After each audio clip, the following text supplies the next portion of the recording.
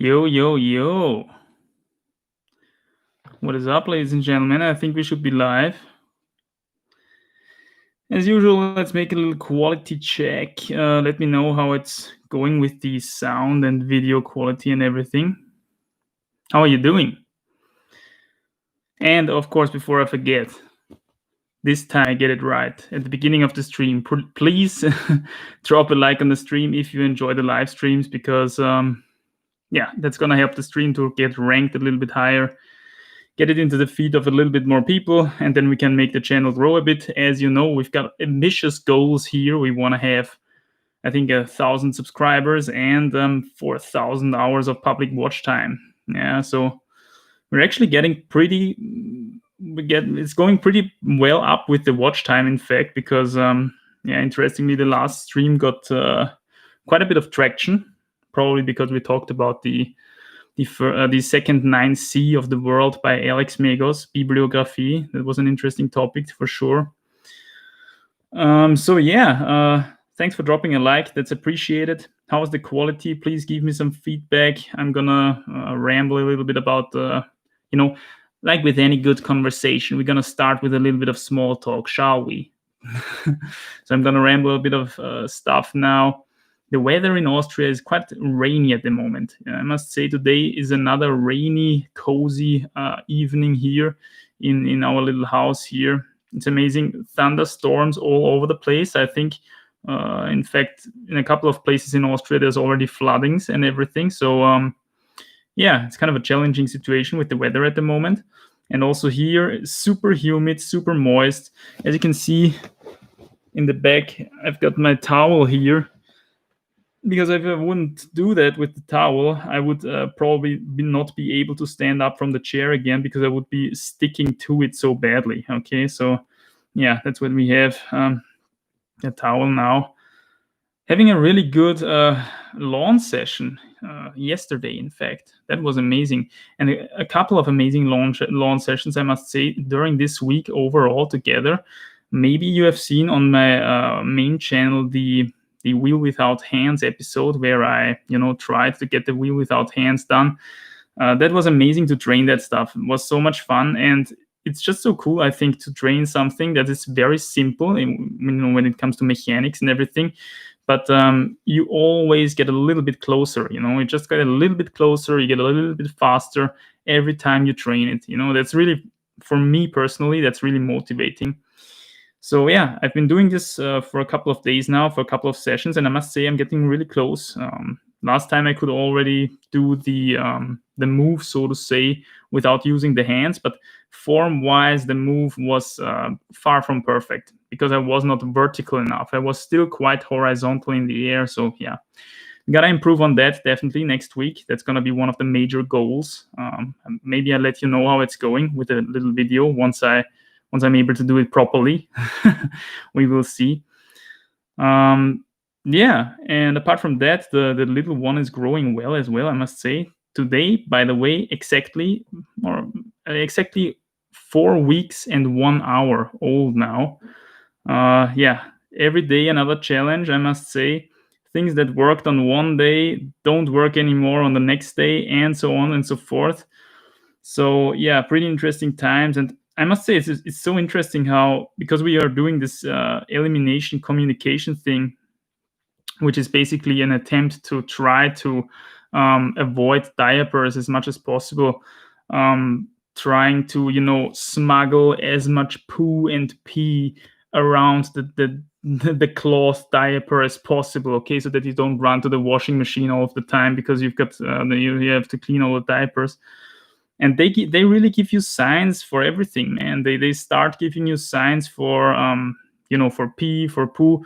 In the meantime, we've got so much practice that we basically get 100% of the poop, okay, which is really helpful, because this is actually the stuff that is really hard to get out of the cloth diapers when it's getting in. So that's amazing. And with the pee, it's pretty challenging, man, because I don't know, that's maybe, how many pees per day do we have? What do you think? 40. Mona estimates 40. I would go something along these lines as well. Maybe not so much, maybe 30, but it's a lot, man. If you want to catch all the pee, that's pretty much impossible. And that's basically a full-time job, right? And you can't really do that. Sometimes she pees all the 4-5 minutes, and sometimes 2 hours she doesn't. Sometimes sometimes the pee frequency is pretty much through the roof.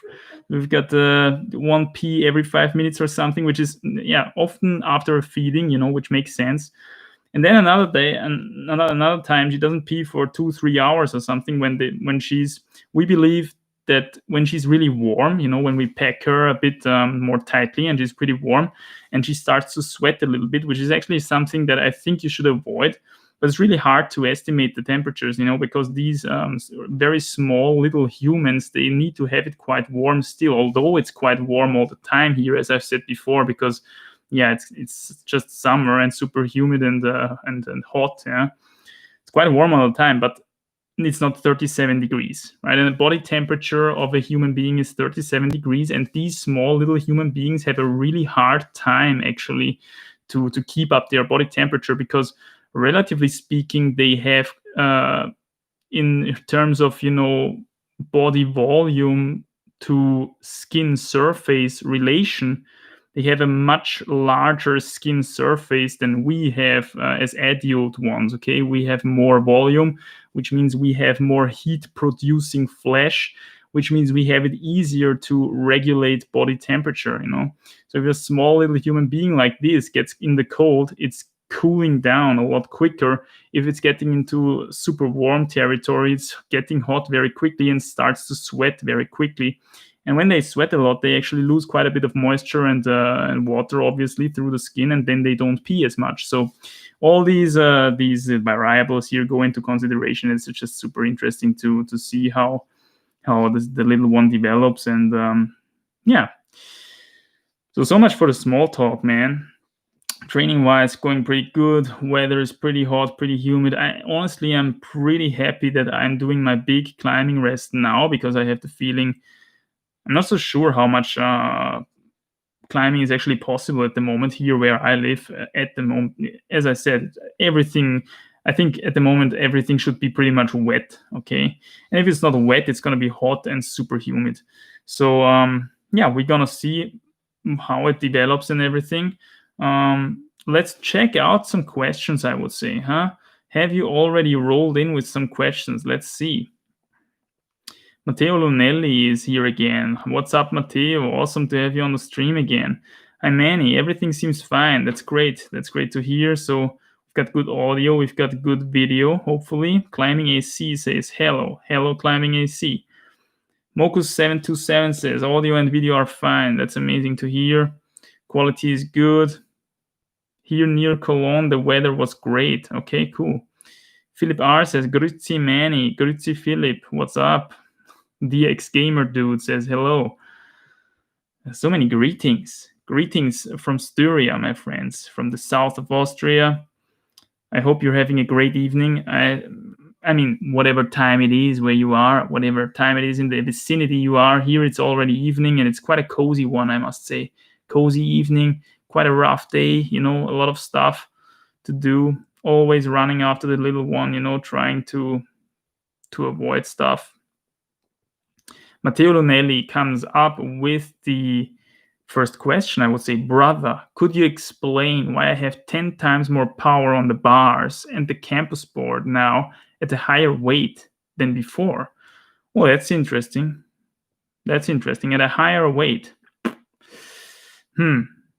Well, one thing that could be, or the only occasion where I was more strong or was more powerful at the higher weight was because I had my glycogen stores fully stacked up, okay? This is something that is quite often overlooked, I think, that if you have your glycogen stores fully stacked up, you're quite a bit heavier, depending on your glycogen less weight, okay? So if you're, say, 70 kilograms without glycogen, you probably 73, 72 kilograms or something with glycogen. There's not 3 kilograms of glycogen in you, okay? But the few grams of glycogen which are in you, how much is it? Maybe 400, 500 grams or something like that. they pull quite a significant load of water into your body. And the water is, of course, what will make you significantly more heavy, okay? So if you're stacked up on glycogen, maybe you had a high-carb meal last evening, then you're significantly heavier, but you could potentially also have significantly more power because you have more glycogen, yeah? As we know, carbs is what we want to have if you want to be explosive and fast. This is, by the way, something that I noticed now yet again. Since I'm doing these agility sessions on the lawn, carbs are so useful, man. Carbs make you so much quicker. In terms of explosiveness and all that kind of stuff, dynamic movements, things where you have to contract your muscles quickly and where you have to, you have to tick quickly in your brain. I can't get the same results on keto, okay?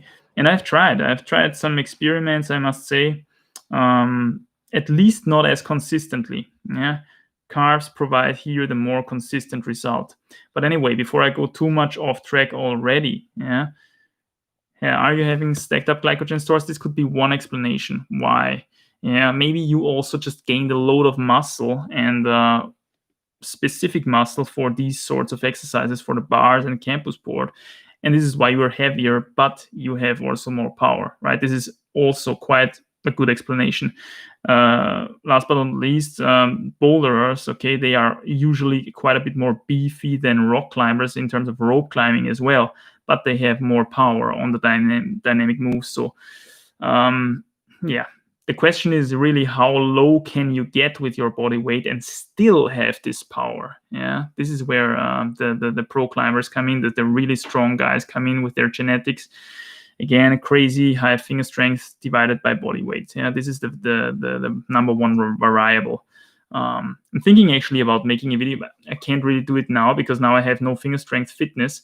But I'm actually thinking about a video standardizing this whole thing on the medium Beastmaker Edge, for example. Probably that is already standardized somewhere out there. I could imagine that the Lattice boys, for example, they already standardized this kind of variable, since they have done so many tests already on different climbers, right? So they have really a good overview of what you have to be able to hold on a certain edge to be able to climb a certain grade, which only makes sense, yeah? But, standardizing the finger strength divided by body weight factor on a standardized edge that is very reproducible, like, for example, on a Beastmaker 2000, that would make a lot of sense for me because I think the Beastmaker 2000 is the most prevalent and abundant hangboard out there. Correct me if I'm wrong. But, making a video about that once I'm getting back into the kind of training that is necessary to do that. Maxim says, hi Maxim, what's up? Hi Manny, how many hours are you at regarding the watch time? I think we are watch time wise now at somewhere 800 to 900. Yeah, 800 to 900 hours of public watch time off 4,000. And this is despite the fact that the last stream picked up quite well. I think that got quite a bit of views, interestingly, because we talked about some current events, right? Alex Megos sent the second 9C of the world, something that I, funnily enough, did not even realize until we actually streamed, because I didn't check up on the climbing news for a couple of time now, for a bit of time now. But yeah, some attentive viewers, of course, pointed me towards these news, and then we talked about it, and this seemed to be quite appreciated by a larger audience. So yeah, we picked up quite a couple of views and a bit of watch time there. So we are now close to a quarter of the watch time goal, and we're close to 50% of the subscriber goal. So yeah, we're making progress here. That's amazing. Moku727 says, first, hi Manny, do you have any advice / exercises on how to train efficient for slopy compression front and float type of bouldering? Yeah, I would train for slopers all the time, the 3 fingers open grip, okay? If you have a good hangboard at home, you should be able to find a couple of holds where you can train this. If you check out my video, I think it's called Micro Hangboarding, Finger Strength Hack or Insanity on the main channel. I discuss a couple of very, very small edges that I built myself. I also discussed the small edges, the micro edges of the Beastmaker brand, which in my opinion are not really worth the bucks because you can very easily make them yourself.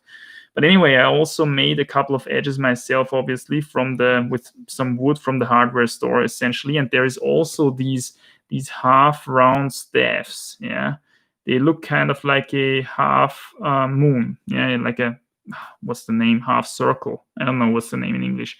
However, they have this kind of Querschnitt, this kind of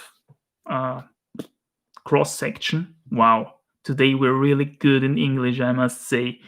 Cross section. Okay, so and then the funny thing is, with these kind of holds, with these kind of edges, it's really amazing to train the 3 fingers open grip, because it forces you to, despite being in the free, usually when you go in the 3 fingers open grip and you hang on an edge, you're in fact using almost exclusively friction. Yeah, and this makes it easier in a way that you don't want to have it when you want to train this kind of grip. When you want to train this kind of grip, you want to have to put all the loading weight on your fingertips. And these kind of edges, they actually cause this behavior.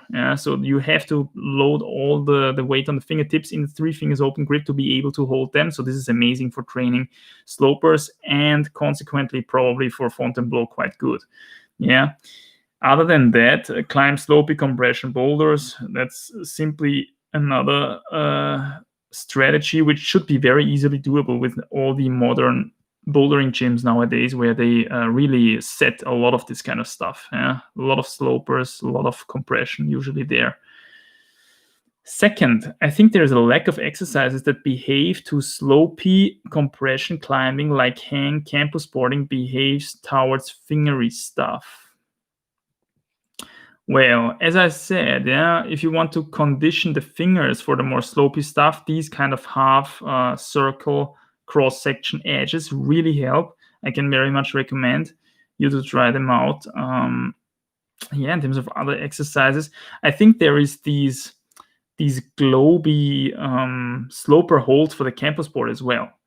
We at least had them in this old school climbing gym on the campus board. And I remember that a couple of people actually enjoyed them quite a lot. I tried them myself as well, and I found them pretty cool as well. So there you basically can slap your way up on these half round, spheres, and they are of wood, I think. But interestingly, with combination with chalk, you get quite a bit good friction.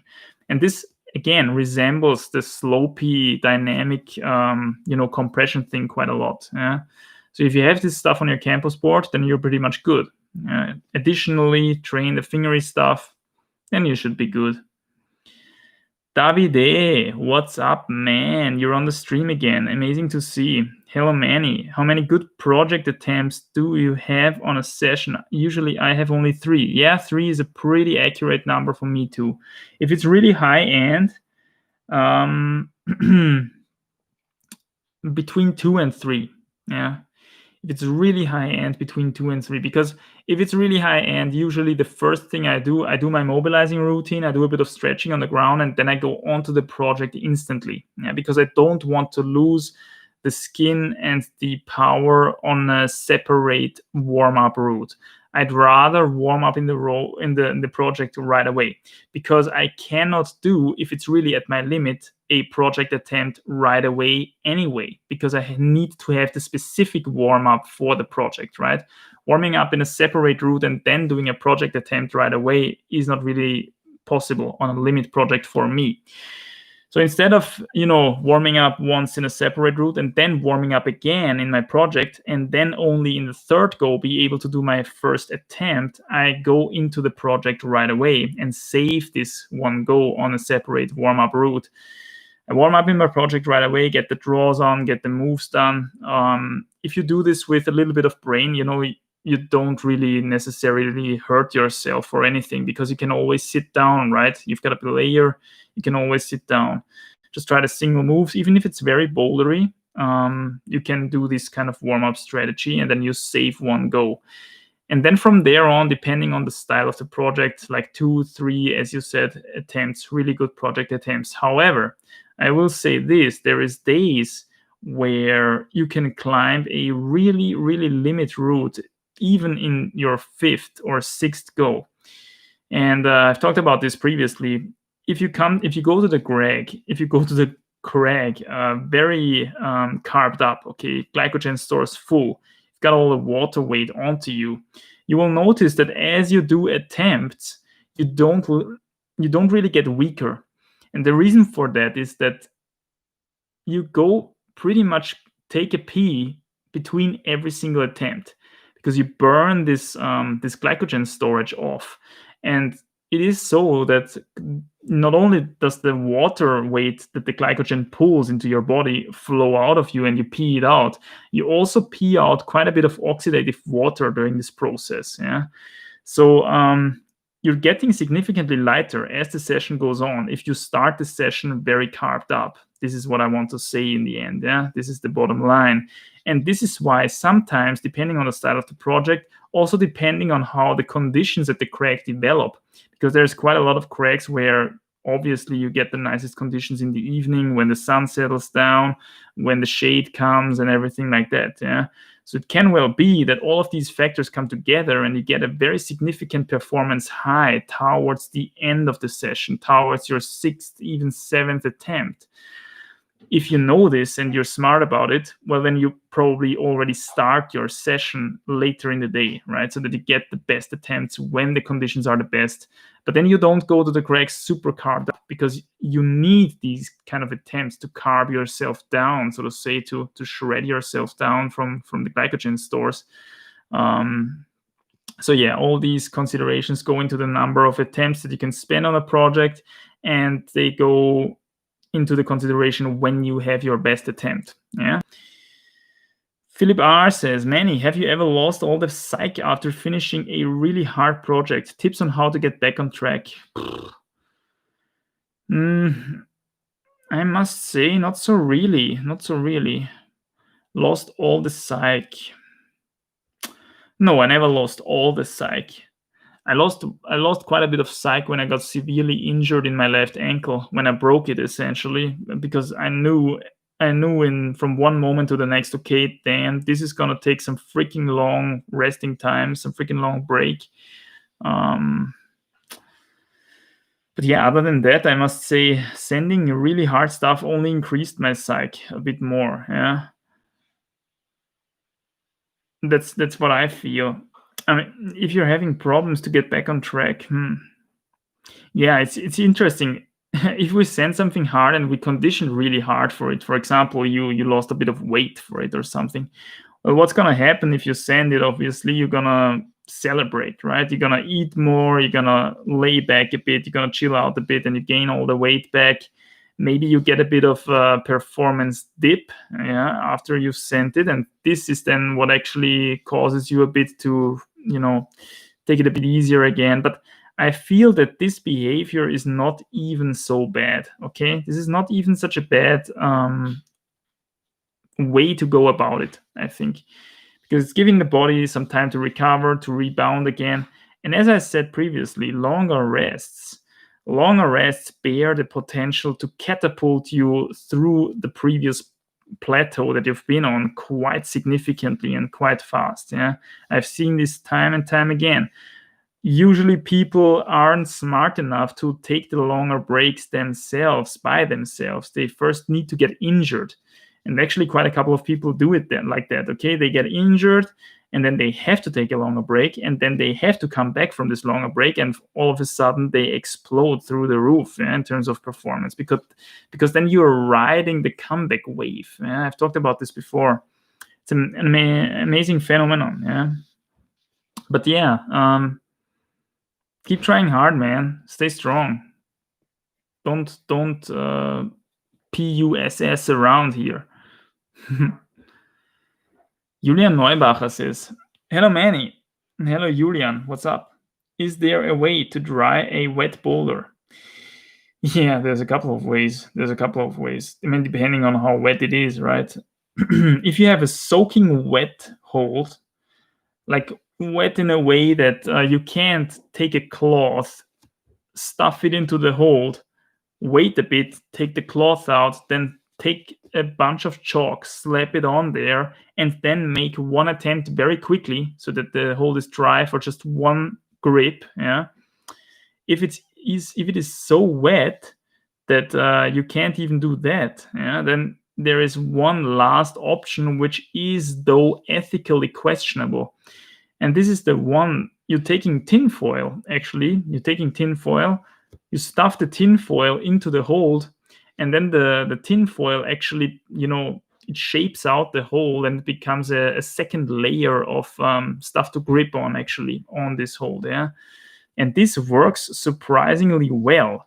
So well, in fact, that it was a pretty big discussion in the climbing community whether this method is actually ethically sustainable, ethically allowed. Because there were some people saying that, and this is of course very legit, that the tinfoil actually changes the surface of the hold, and surface quality of a hold is one of the most important factors actually determining how bad or how good a hold actually is.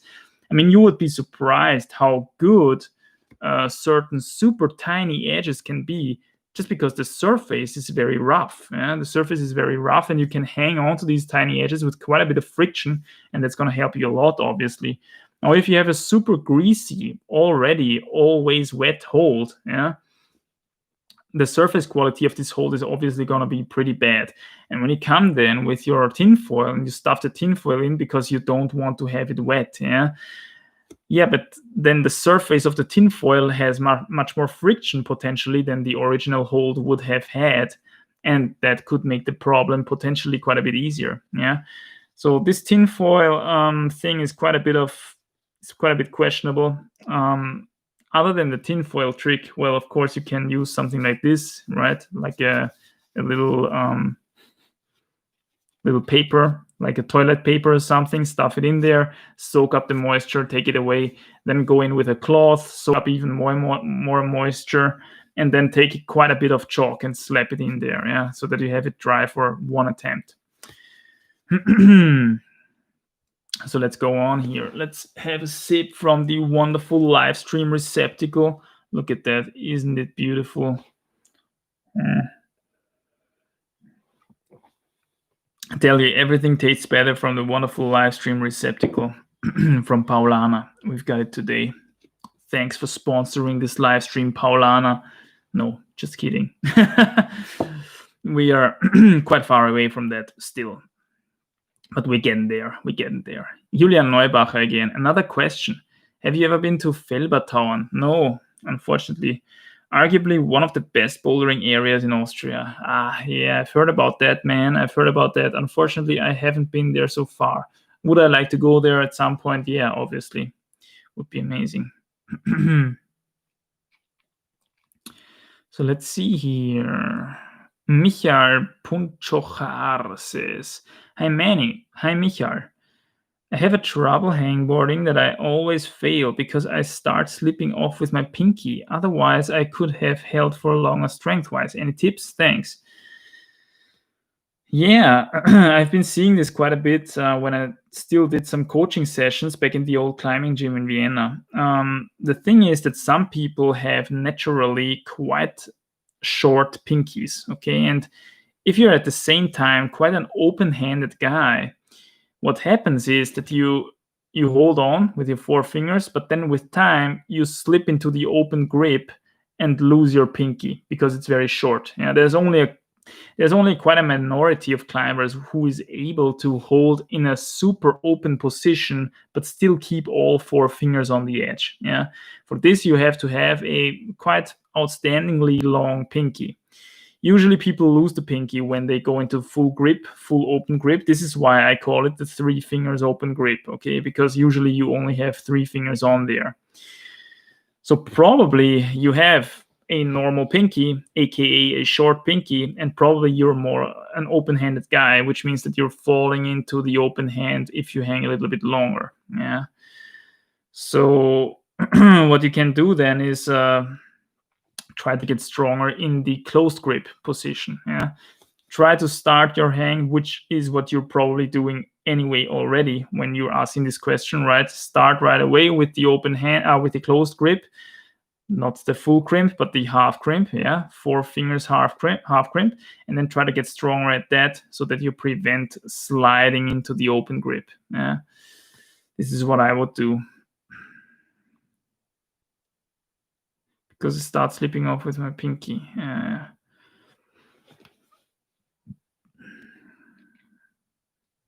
Ooh, Matteo, what have you done? Matteo Lonelli, Manny, I just bought Antihydral. Damn, you tried something that I haven't tried before, man. To dry those sweaty tips, but after a couple of days of use, my fingers were slippery AF. I couldn't even hold big wooden edges. What stuff? That stuff is BS. It's interesting that you say that, yeah, because obviously, having super big, super thick skin on the fingertips is not always super useful. If you want to climb some, let's say, slopy competition problems, these fingertips can actually make you slip quite a lot. Yeah. So this is why Ondra, I think, at some point he actually took the sandpaper out to the stage when he was bouldering, because you don't want to sand away all your skin as a preparation for a competition for all the boulders.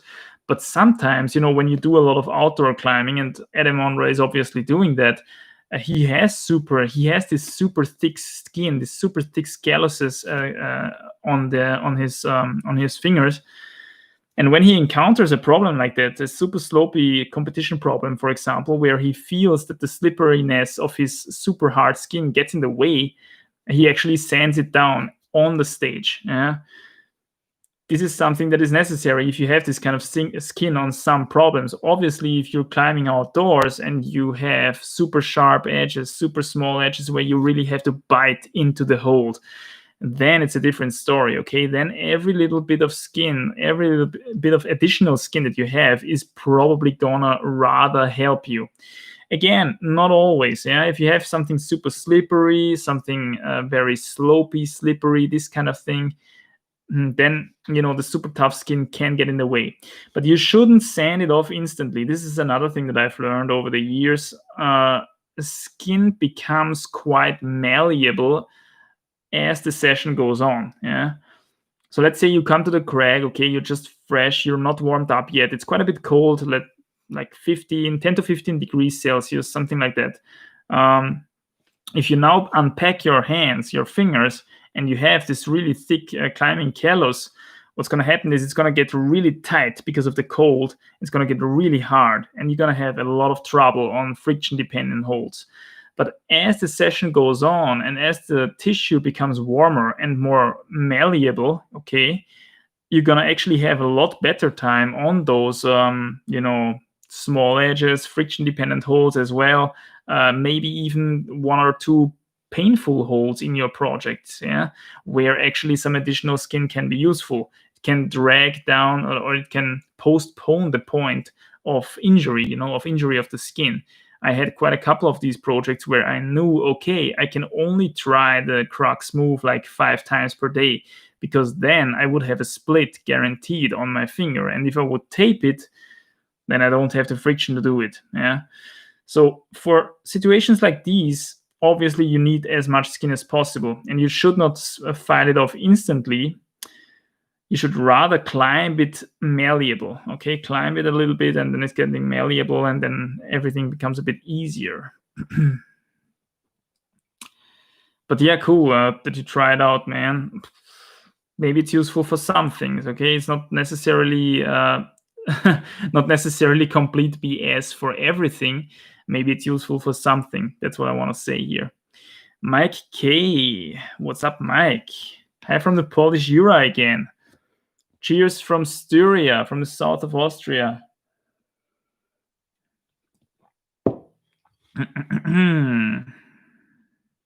Molly Thompson Smith has just onsighted her first F8B Odysseus at Götterwandl. I was at the Götterwandl. Austria becoming the first British female to onsight that grade. Have you been to that crag? Yes, I was there. Amazing crag. One of the things that makes this crag special is that it's actually limestone. Yeah.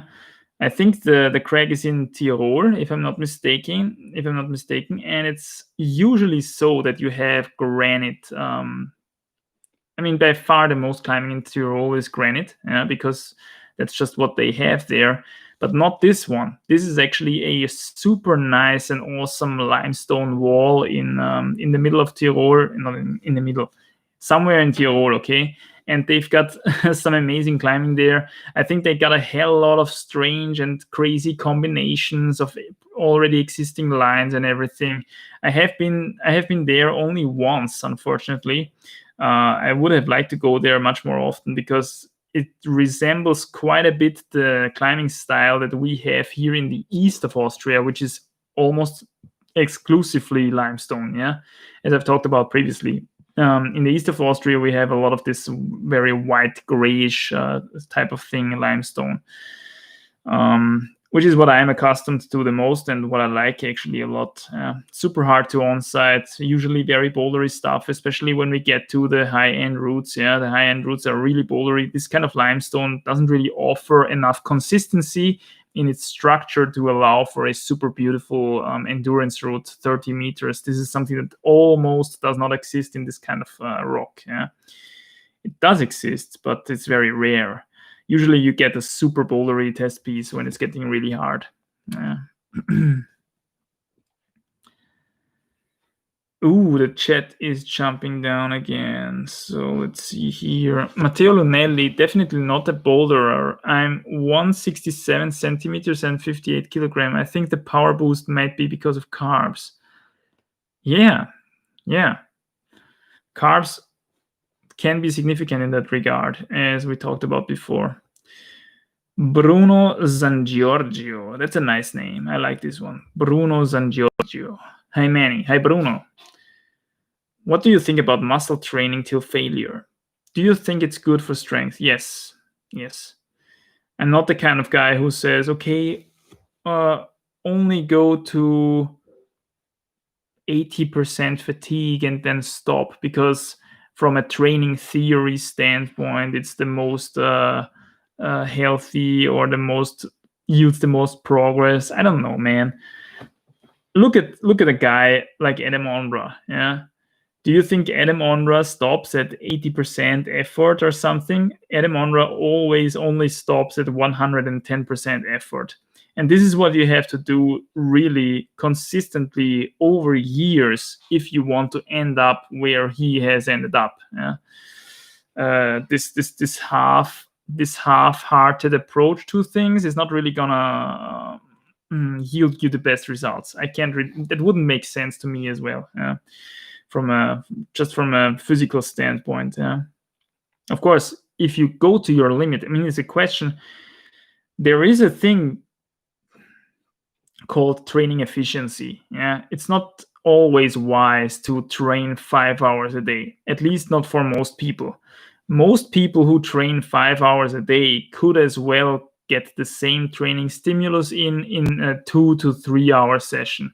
This is a bold statement that I make now, simply because a lot of people just keep chatting during the session. They do small talk, whatever, and then they are by far not as efficient as they could be with their training stimulus.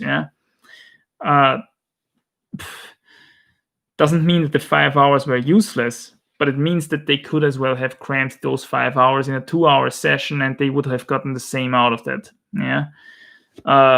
But still, in terms of intensity, you would rather have to go up if you do this kind of approach.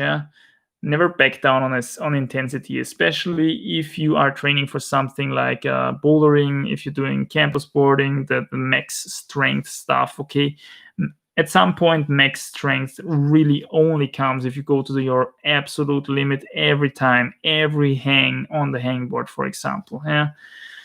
This is another thing that I see very often. People do not go to their limit, to their absolute real limit when it comes to hangboarding. Some of them are afraid to injure themselves, which is quite understandable. Some of them think only inside of the box of a certain training regimen that they have on their smartphone or their app or whatnot, and then they don't do more than the app tells them to do. But in fact, they could add much more bonus weight, or they could they could make the single max hang a lot more intense. If they were on their own, maybe. And in my opinion, this is what gets you the most results, and especially if you're plateauing. It could be that you're plateauing because you just don't go to your full limit. This is something that I have noted for myself as well in the past. And with hangboarding, it's, this is this kind of thing. It's a convenience thing. You're at home, maybe you're watching TV on the side, or you're watching YouTube on the side, and then you do a hang every 5 minutes. It's really hard to have this kind of contrast, okay? To be on YouTube and watching some stuff, and then you have to go to the hangboard and pull off a super limit hang for you. It's gonna be quite hard to to switch your brain like that, if you know what I'm saying. So it's really dangerous.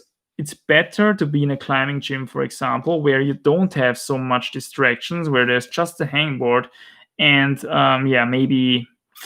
maybe there's I don't know, some sort of thing that you can distract yourself with in between the hangs. Okay.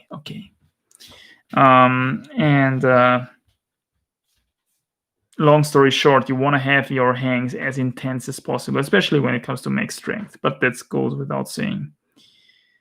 Matab says, Grüß dich. Grüß dich, Gesma. I'm pretty new on your channel. Well then, welcome. Interesting process regarding your diet you have there, and made me think about adding some animal fat to my vegan diet, but for now I'm doing good. Matab says as well, so far I dig your insights, thanks. I'm going to prepare myself for outdoor. Been gym bouldering for 3 years now, cool. And I'm a nature boy as well, so that's the goal. Cool, yeah. It's amazing that you got some inspiration from the channel. That's very cool to hear that always. Thanks for the feedback, and all the best for your transition to the outdoors. Do you want to do bouldering, or do you want to do sport climbing? Do you already know that? Anton Neistat says, is the Alex Megos 9C official? Well, I guess it is official. I mean, it is on his Instagram. It was publicly posted on every other climbing news site out there.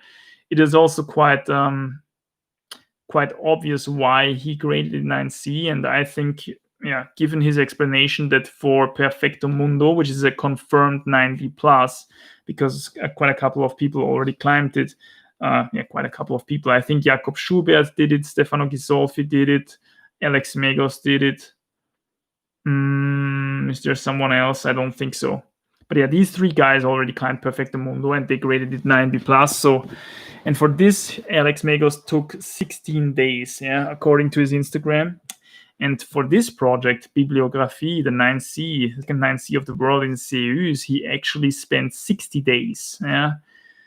So if that's not quite an effort gap in terms of a new grade, then what is? So I would have graded it the same if I was in his shoes. So I think it's quite official. It's going to be very interesting to see what Alemondra says when he gets there and tries it out.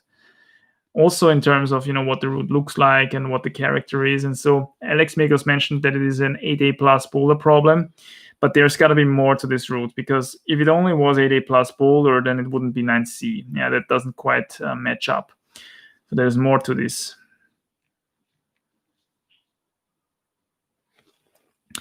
Hey Manny, what do you recommend in order to sleep well? Thomas Bake. Don't have kids. That's the first thing. If you want to sleep well, poo. You want to sleep well.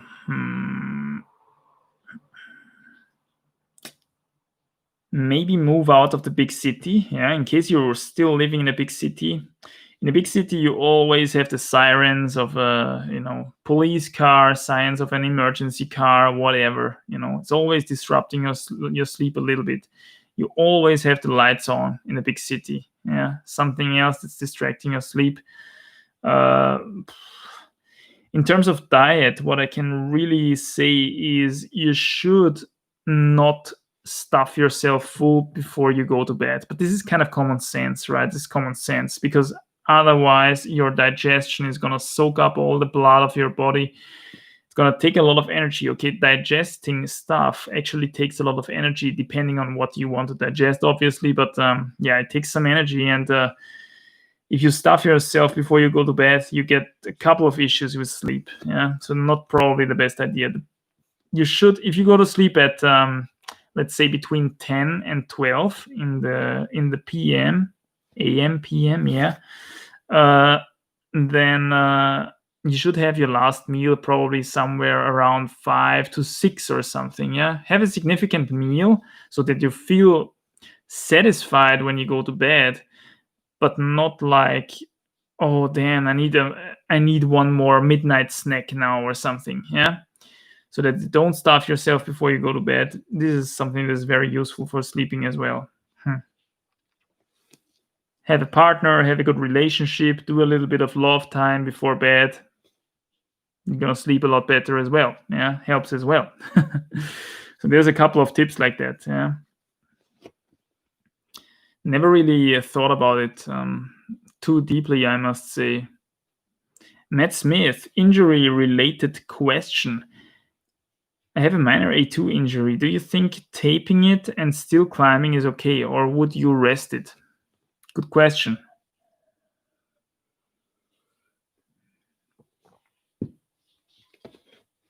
As I said previously, I never tape for inner stuff. Yeah, I never tape for tendons, pulleys, joints, whatever. The reason being that I fear that the tape actually introduces a strange alien force into your finger, because it's acting like a body structure that is in fact not there. Yeah. So biologically speaking, yeah, the body is not quite adapted to this.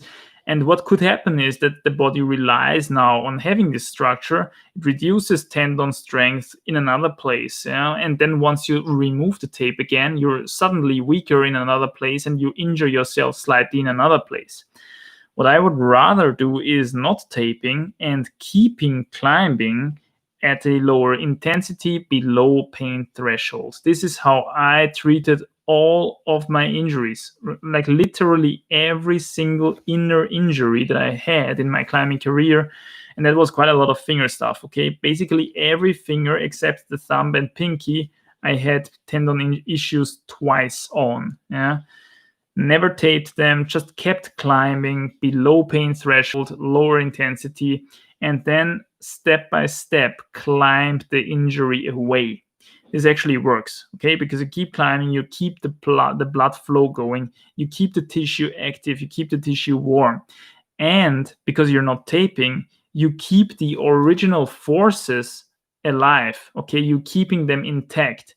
And this way you help the tendon to actually lay out those collagen fibers in the right direction. Yeah, you have to know every single cell in our body has some sort of tension measurements. It's really interesting how this works, yeah, in terms of physics and biology. But we have these kind of strings in there in these cells. Yeah, these what is it? It's maybe protein or whatnot. Yeah, so they measure actually some.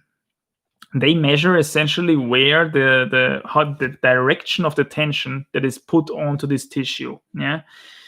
And accordingly, they lay out the collagen in this direction so that it is loaded in the right direction. Because if it is somehow, this is something that occurs quite often with tissue, with scar tissue. I want to say scar tissue. Yeah, scar tissue. If it's not loaded correctly, it's growing just wild and randomly. Yeah, and the little one is waking up. Mona, little one is waking up. We need your help. So with scar tissue, it is like that, okay? Scar tissue just creates a block of tissue, but it's not really, it has no direction. It has no direction, yeah? It's not functional that way. So if you're having, for example, a rupture of a tendon and you have surgery and put it together again, it's growing together again, well, then you have scar tissue there. And I think you should be quite careful at the beginning with loading this kind of scar tissue because it exhibits no direction so far. And once you're loading it, once you keep using it the original way it is intended to use this tissue, step by step again, the collagen fibers lay out in the right direction again. And this is why I don't tape essentially for inner stuff, because I fear that I introduce strange forces and cause the tendons, whatever it is that is hurt, cause it to heal in a strange way. If I don't tape at all and simply reduce the intensity but keep the forces alive, the tissue always knows. Okay, this is my force. This is how I have to heal. I have to lay out those collagen fibers in this direction. The cells know this. The cells have sensors to do this. They are in our bones, in our muscles, in our tendons for sure as well. So that these cells know in which direction they have to lay these fibers in. And I only tape for outer stuff. If I have a ruptured skin, if I have a split or a wound or something like that, I don't want to have blood on my climbing holds and all that kind of stuff. I don't want to have blood on my hangboard, blah, blah, blah, blah. Then I'm taping. This is the only use that I have for tape. So I would not rest it completely. When you rest it completely, you come back, you probably have the injury again. A better approach is to keep climbing, but climb below pain threshold at a lower intensity.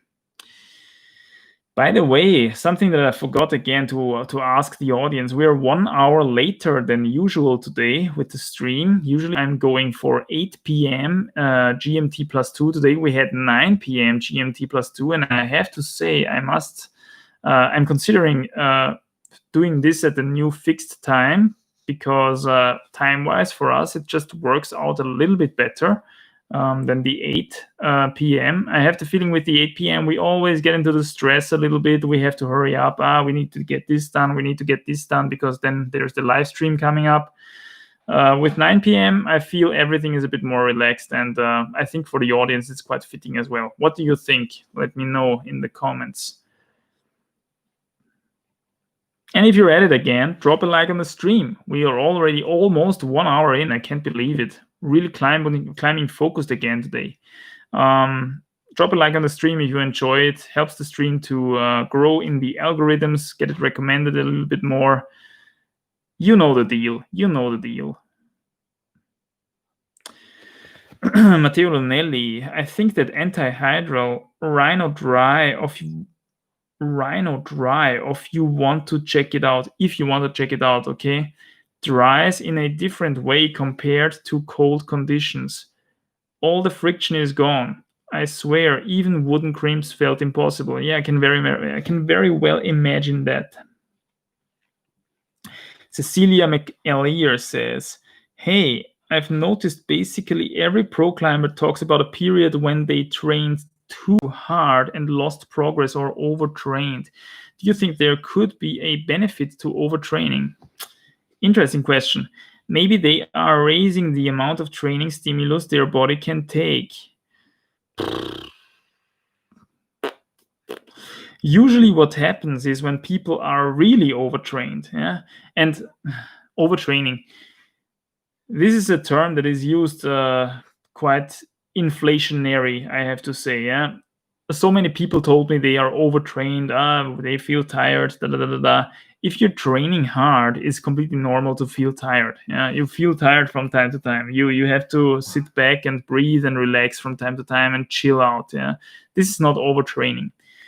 Overtraining is when you feel a strange new feeling, and this is, someone already today talked about losing psych, losing psych for the sport. If you have to feel that you lose psych for the sport completely, and you don't even want to go out anymore and want to do it anymore, you just want to do something else. Let's say you're a climber and you also ride your bike, for example. You don't have any sense for climbing anymore. You just want to go and ride your bike. Then this is a very clear hint that you might be overtrained in terms of climbing. Overtraining is really a psychological thing. It's a sign that the sport has become just boring to you. This is at least how I have the feeling is overtraining most commonly described. So what happens usually when real overtraining occurs is that they take a bigger break. They take a bigger break from the sport. And this is what is recommended to heal, quote unquote, overtraining. Yeah. Just take a distance from the sport to do something else for a bit. And as I've said previously, whatever the reason may be, you take a bigger break. Maybe you're injured. Maybe you're overtrained, quote unquote. Maybe you're smart and you know that after a bigger break, you usually get a big comeback wave. And if you ride the comeback wave properly, you're going to break your plateau from before. These 3 reasons I can think of. Maybe you're becoming a dad or whatever else happens, and you have to take a bigger break. Whatever the reason may be, the bigger break strategy almost always works if you have trained very hard before it occurred. You come back, you're a lot weaker than before. Yeah, don't get me wrong, you're a lot weaker, but you're coming at the beginning is like that, but then your body virtually explodes to the level that it has been on before. And with the momentum, with the comeback momentum that you gain via this process, you actually break through the plateau that you have set on before. A lot of climbers mentioned this experience. This is true. And a lot of climbers made these bigger rests, whether they were forced or not. Yeah. And then they came back even stronger. Yeah. It's very hard to do a bigger rest from something that you're really passionate about. Yeah? Usually you have to be forced to do it, usually by an injury or by an overtraining, whatever it may be. But you can also do it, I think, quite controlled in a very smart way from time to time, at least once a year. Take a step back and rest, let's say, from climbing 2 weeks, even up to a month. Yeah. Adam Ondra does this as well, I think. 2 weeks per year, I think he rests completely from climbing. And he knows why he does it. Even him, the guy who trains 6 to 7 hours per day, 6 out of 7 days per week for climbing, yeah? Even he knows that from time to time he needs to step back and take a bigger break, yeah? Because it's so useful.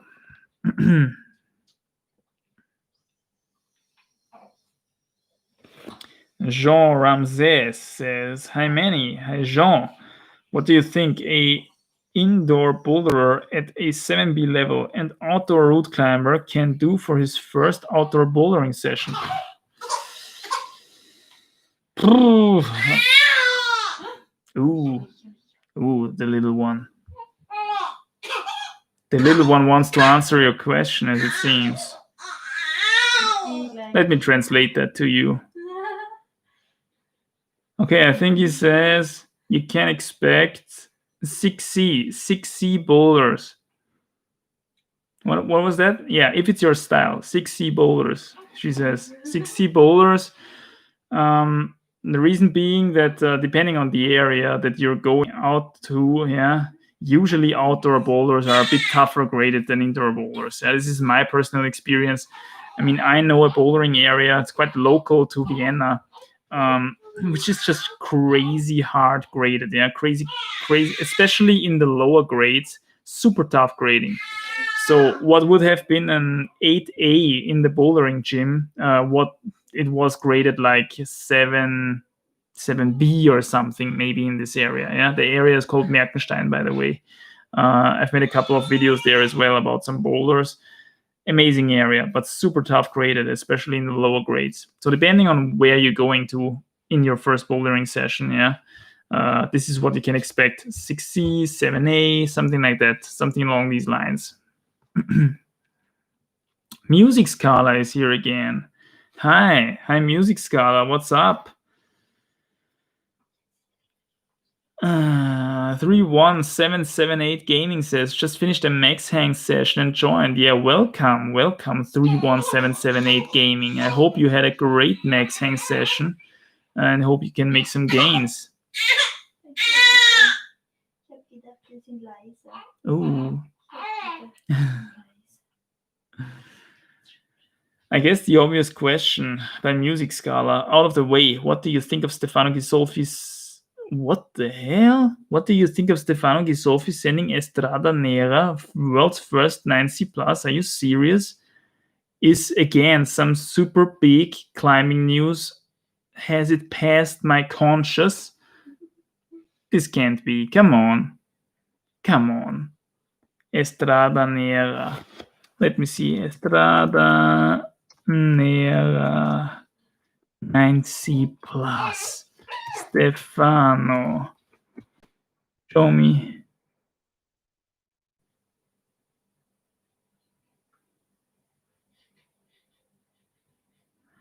Okay, okay.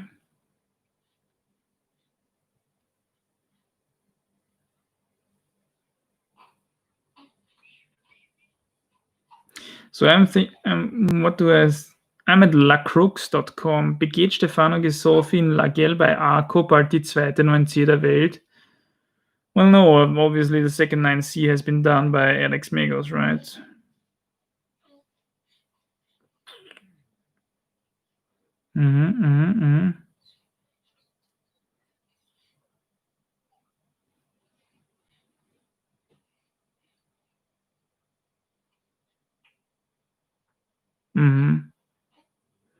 Well, okay, this is a prolongation of a route called Queen Line of Edemondra. First ascended of Edemondra in 2017.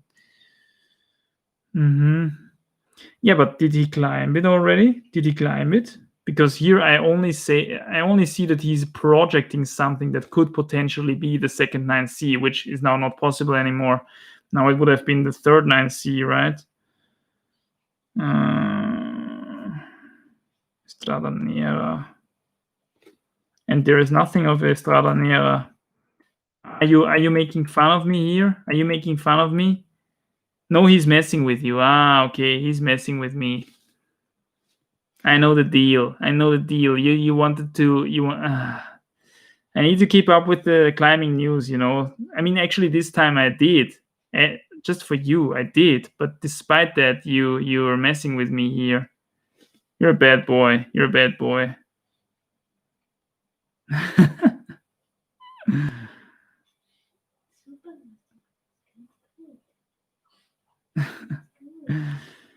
Matteo Brun says, "Hey Manny, thanks for your good content.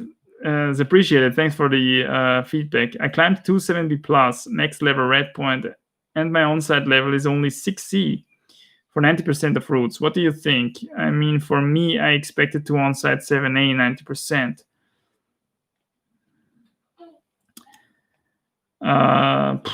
Okay. Well, let's see here. I mean, my max level red point is 8C plus, and I can only safely onsight 7C plus. I mean, 7C plus, I already have to be careful. 90% of routes, I would say, yeah, 7C at the moment. Sometimes I get the one or the other 8A when I'm lucky. I think I get 50% of all 7C pluses on site. But 90% of all 7Cs probably, if it's not the super big move and super sketchy move or something all of a sudden. So this is even a bigger gap between my max and my onsight level, right? Because comparing this to you, I would be at 8B plus, considering my onsight level, my 90% onsight level, 7C, 8B plus, what you have in terms of a distance here. So this is normal, yeah. Your onsight level can be quite far away from your max red point, depending on the style of the route, depending on how close are you actually already at your genetic limit. Yeah, given your stats here, I would argue that you're still quite a bit away from your genetic limit. You could actually go higher in terms of both, probably, in terms of red point, max, and onsight. Yeah.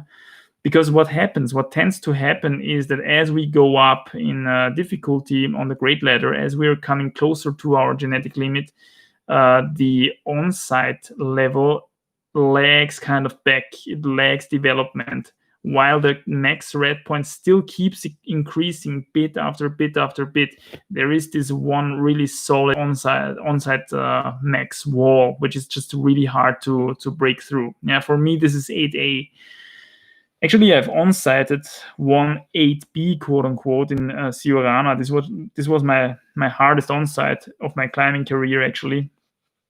A route, by the way, which even Edemondra has recorded as an 8B in his scorecard. But yeah, obviously he onsighted it as well, and I think it's either it's a super soft 8B or it's just a good, nice 8A plus. But this is my hardest onsight. Yeah. Beyond that, I only did a couple of 8As on site, and that's basically it. Usually I take second goes for these kind of grades. Yeah. And I have not been able to get better at that ever since. I'm still struggling with that. I already was at this level when I climbed 8B plus max. Yeah. So my onsight level is kind of stayed the same over the years, whereas my redpoint max creeped up a little bit all the time. Yeah, this is quite normal.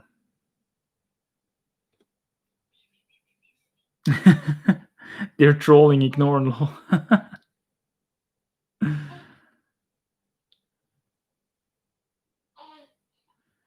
Matteo Brun says, "Hey, also I'm a rock climber, but went to Lithuania, beautiful and flat country for 2 months. For you, what could be the best way to come back stronger to the rock?" Yeah, as I said, start with a small little session outdoors, rope climbing. This is how I would get back into the game, after my longer rest. I will take a small little session outdoors on something that's just fun to climb, nothing super try-harding.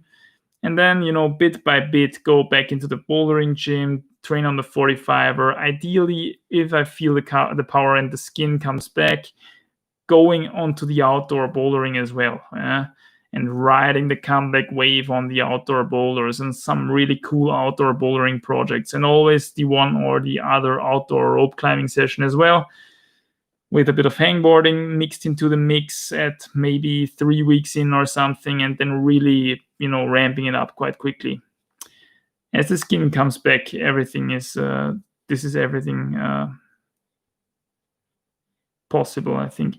Guess Matab says, appreciate. Well, I'd like sport climbing, but bouldering seems to be more my type, just because I don't want to be dependent on a partner. Yeah, that's a good point. So, did you actually start climbing outdoors alone? And should I? I didn't start outdoors alone. I had a partner, and I did sport climbing. I did climb on the rope when I had my first outdoor experience on rope, let's put it that way, with a climbing partner. And actually, this is something that I would very much recommend.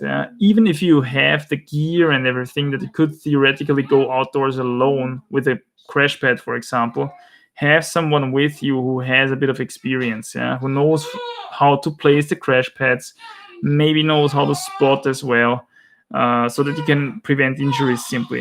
And it's also a lot more safe, because let's figure something happens to you, you break your ankle, and then you're out there alone. What are you gonna do? So at the beginning, I think it's quite reasonable to take a partner with you. But beyond that, lonely bouldering hours in wonderful forests and everything can be a wonderful thing. I am very much into that as well. Chili Chat, what's up, Chili? Welcome back to the stream. I remember you. 1 hour later is way better. Great to hear that, man. This time is good. Don't mind either way, though, says 31778 Gaming. Yeah, man, the 1 hour later thing, I start to like it because, time-wise, it fits a bit better into our schedule as well. And if you don't mind, then let's do it like that. Dory says, hi, Manny, I'm only 154 meters.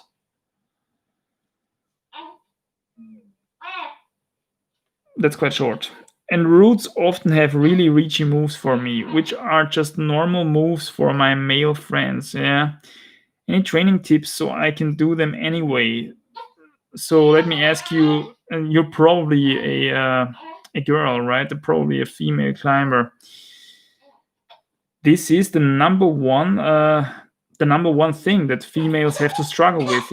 Big moves. In my experience, this is the reason as well why we don't see a lot of females climbing 9Cs and everything. There is actually females climbing 9Bs, which is amazing, which is crazy amazing actually when you think about it. But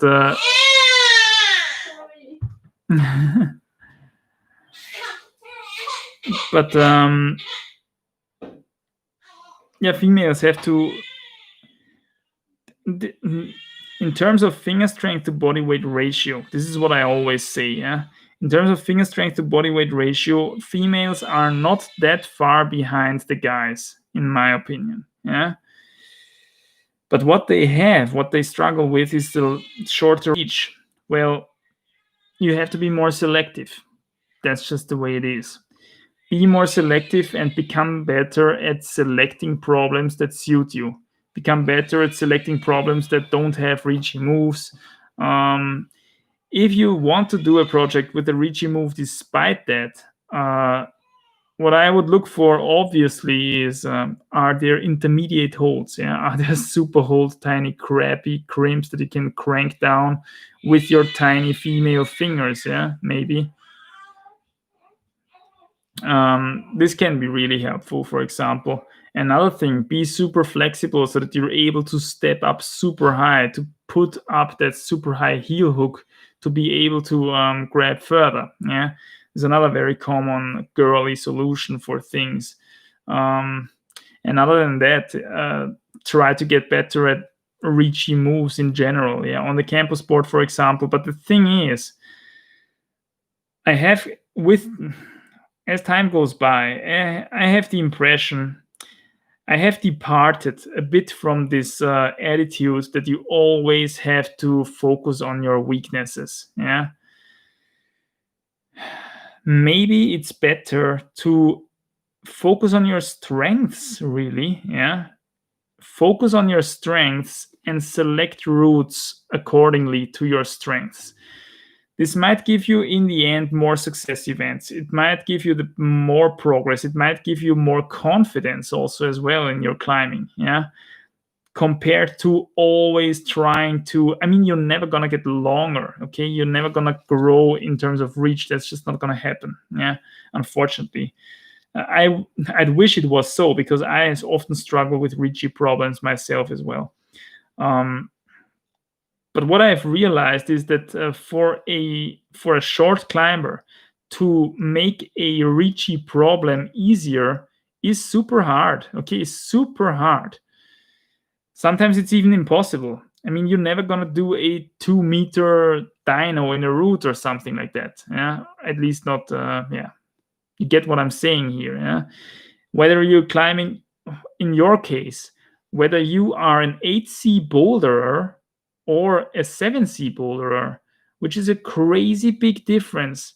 It does not matter on a route like 3 degrees of separation, which just contains 3 super big dynos, which are just completely impossible for short people. Yeah. So rather than focusing on your weaknesses, okay, and trying to get those reachy moves better, which is what you'll never be really good at, unfortunately, because you're short, try to rather select routes according to your strengths and just simply crank those down. Yeah, crank those easily down. It's a bit unfortunate that we have to be selective that way in bouldering, even more so than compared to rope climbing, which is what I've talked about last time, I think last stream. Bouldering seems to be a bit more selective in the reach game. You need quite a bit more reach for bouldering compared to rope climbing, or at least you have to be more selective. That's what I want to say. But yeah, that's what I have to say here. Yeah, really the tips that I can give you. I hope this somehow helps. I'm still struggling with it myself as well, as I said. But yeah, do some agility maybe. The agility thing on the lawn that I'm doing at the moment with the jumping power and everything, something that I rarely did in the last couple of years.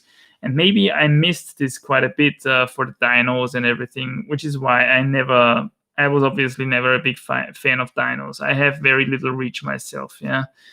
So, but now I have a bit more jumping power, so maybe that helps. Probably it helps, yeah, obviously.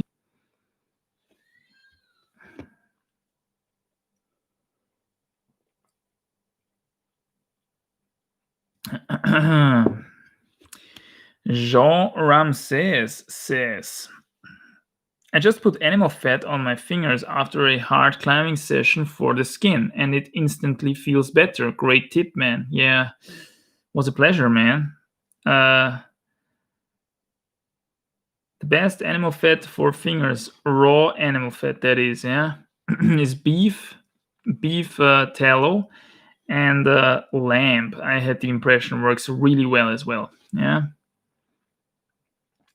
And for me, it's better at 9 p.m. That's cool to hear, man. So far, the feedback seems to be that 9 p.m. is actually a little bit better than 8 p.m. So we're going to set 9 p.m., I think, for the new standard time, the new stream standard time. Alexander Latinen says, what do you do when rain ruins your outdoor day? Go to the gym, campus, hangboard, or rest completely? Depends, obviously. That depends what I want to do, how the weather is going to be tomorrow. Yeah, what do I want to do tomorrow? Usually, if I have a pretty amazing hangboard at home, so I can always do a quite awesome hangboard session at home. That's a good option. Yeah, going to the gym for a 45-hour session is also a good option. This is actually what resembles outdoor climbing the most, in my opinion, when it comes to indoor stuff. A good spray wall, a good 45-hour wall, or if you have it, a moon board, for example, resembles really nicely outdoor bouldering. Yeah. So this is some suggestions. 31778 Gaming says, will your first video after going to the climbing gym again be a checkup analysis of your strength, hangboard / campus board, etc.?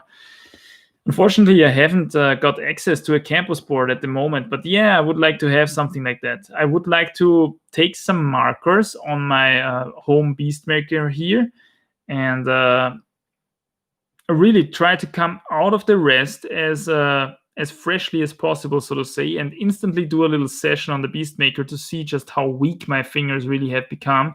And hopefully they are pretty weak. I mean, I'm resting for close to 2 months now. Yeah. So they are pretty weak probably.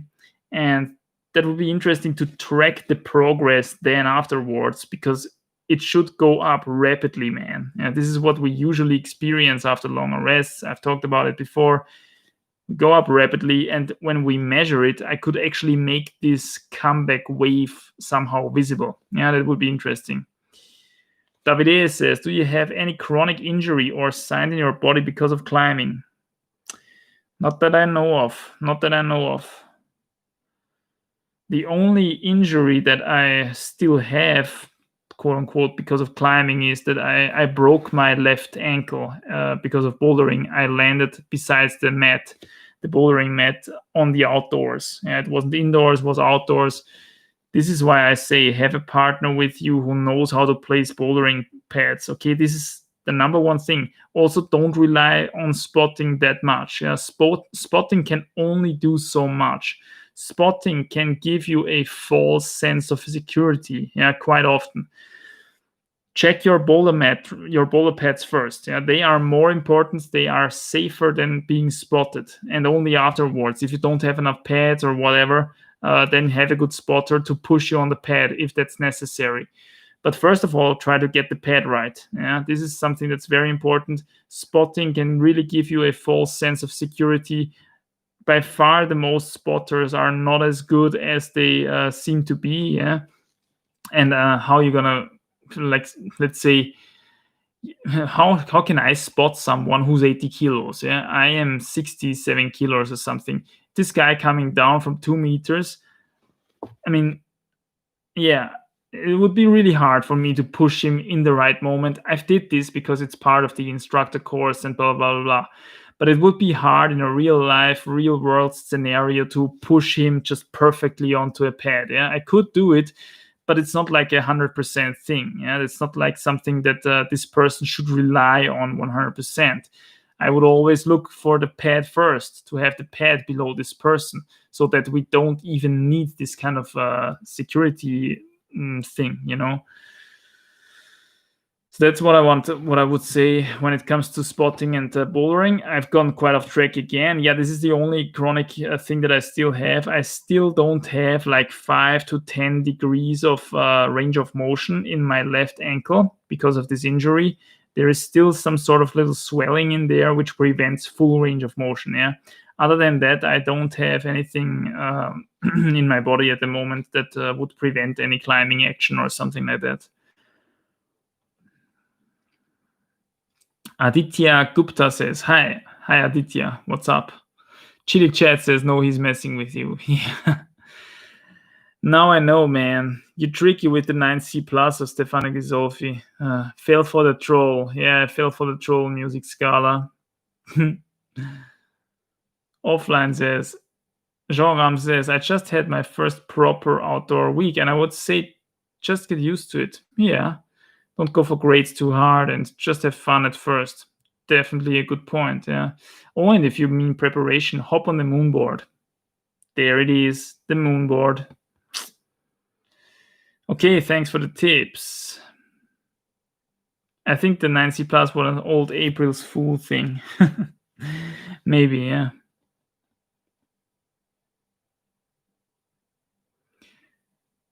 No troll. Stefano Ghisolfi is trying change. Really? He does? He's in Flatanga at the moment? Yep, he is. Says 3177 Gaming. Okay, interesting. Has anyone else repeated change before? I don't think so.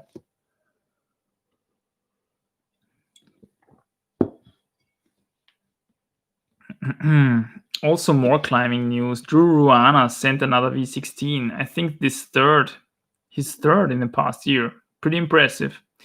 That is pretty impressive.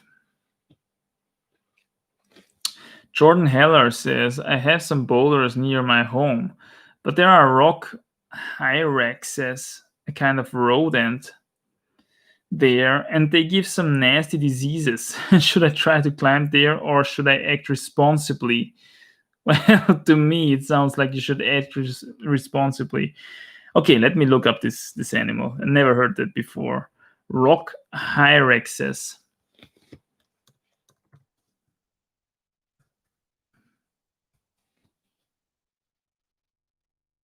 Klippschliefer. Okay, yeah, it looks like a rodent. Looks like a big fat Murmeltier.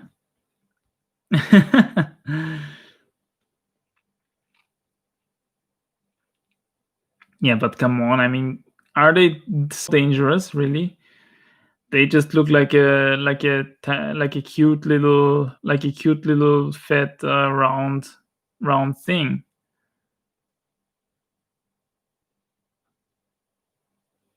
They carry some nasty diseases, huh? Okay. It's apparently in Africa, huh? In Africa and in South Africa it is as well. So you're from South Africa, could that be?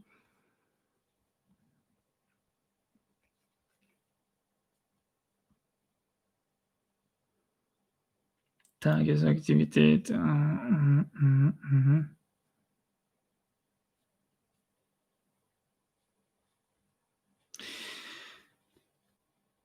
Yeah, I don't know. It's really how you want to act there, man.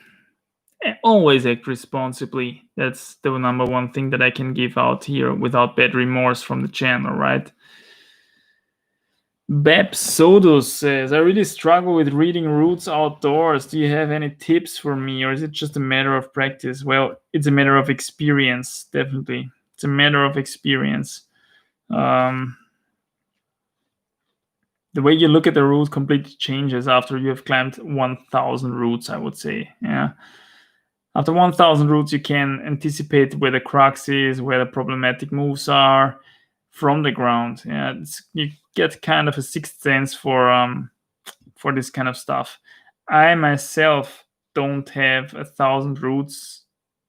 Do I have 1,000 outdoor routes even including all the super easy stuff, all the stuff below 7A, which is really something. I did not climb a lot of stuff below 7A. I think I don't have over 1,000 outdoor routes. I think maybe close to 500 or something like that. But yeah, what I want to say is even myself at only 500 routes, let's say, I already have developed a kind of a good nose, let's say, for where the crux is, where is it very unsightable, is it bouldery, is it endurancey, and all that kind of thing. Yeah, so it's really a thing with practice. Ask Anemondra, man. The guy, he has 1,000 routes over 8A or harder alone. Okay, not even counting all the easier stuff.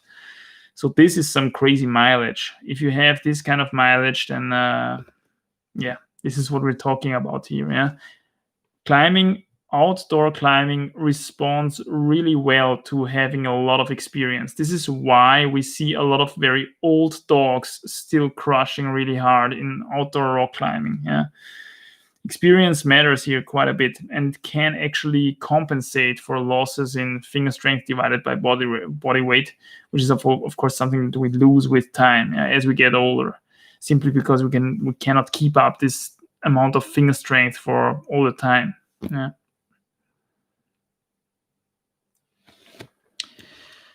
Chili Chat says, "Hi, I am meant to be doing a lead comp in 1 month. How would you go about training for lead climbing with only a bouldering gym?" If you have a lead comp, what I would do is do power endurance circles. I've made a video about that on the main channel. Actually, I made 2 videos about it, I think, on the main channel. Yeah, damn, I didn't sleep a lot that night, man, I tell you. The little one. But anyway, do power endurance cycles. Yeah, so you select a couple of boulders, do them back to back with short rests, keep up a hard anaerobic pump. This is what we want to have. Soft aerobic pump is for having shaking endurance, which is something that you do not necessarily need for comp problems. Yeah, for comp routes. The comp routes really are mostly, in my experience, okay, not necessarily. They have some shaky resting positions there as well, but not really that big kind of jog where you can shake back to zero. Yeah, this is why there is time limits on routes now, because people cannot shake that long anyway. So you have to climb with a little bit of speed. Yeah, you have to push the route through, and for this you need power endurance, and for this you need, if you only have a bouldering gym, power endurance cycles. So you select a couple of problems, ideally with a couple of moves, between, let's say, 15 to 18, maybe even 20 moves. If you have something like a spray wall, you climb up and down a bit, and then hop down. You make a short rest, like 2-3 minutes, and then hop on the wall again.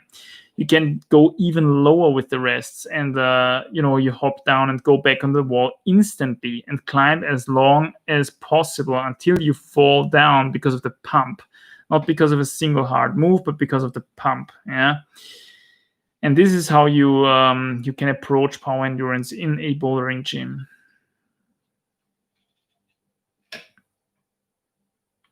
Jordan Heller says, "I heard that if you can do a one-armer on the side hold of the Beastmaker 2000, you are strong enough to climb 9A. Is this correct?" I would say so. Yeah, I would say so.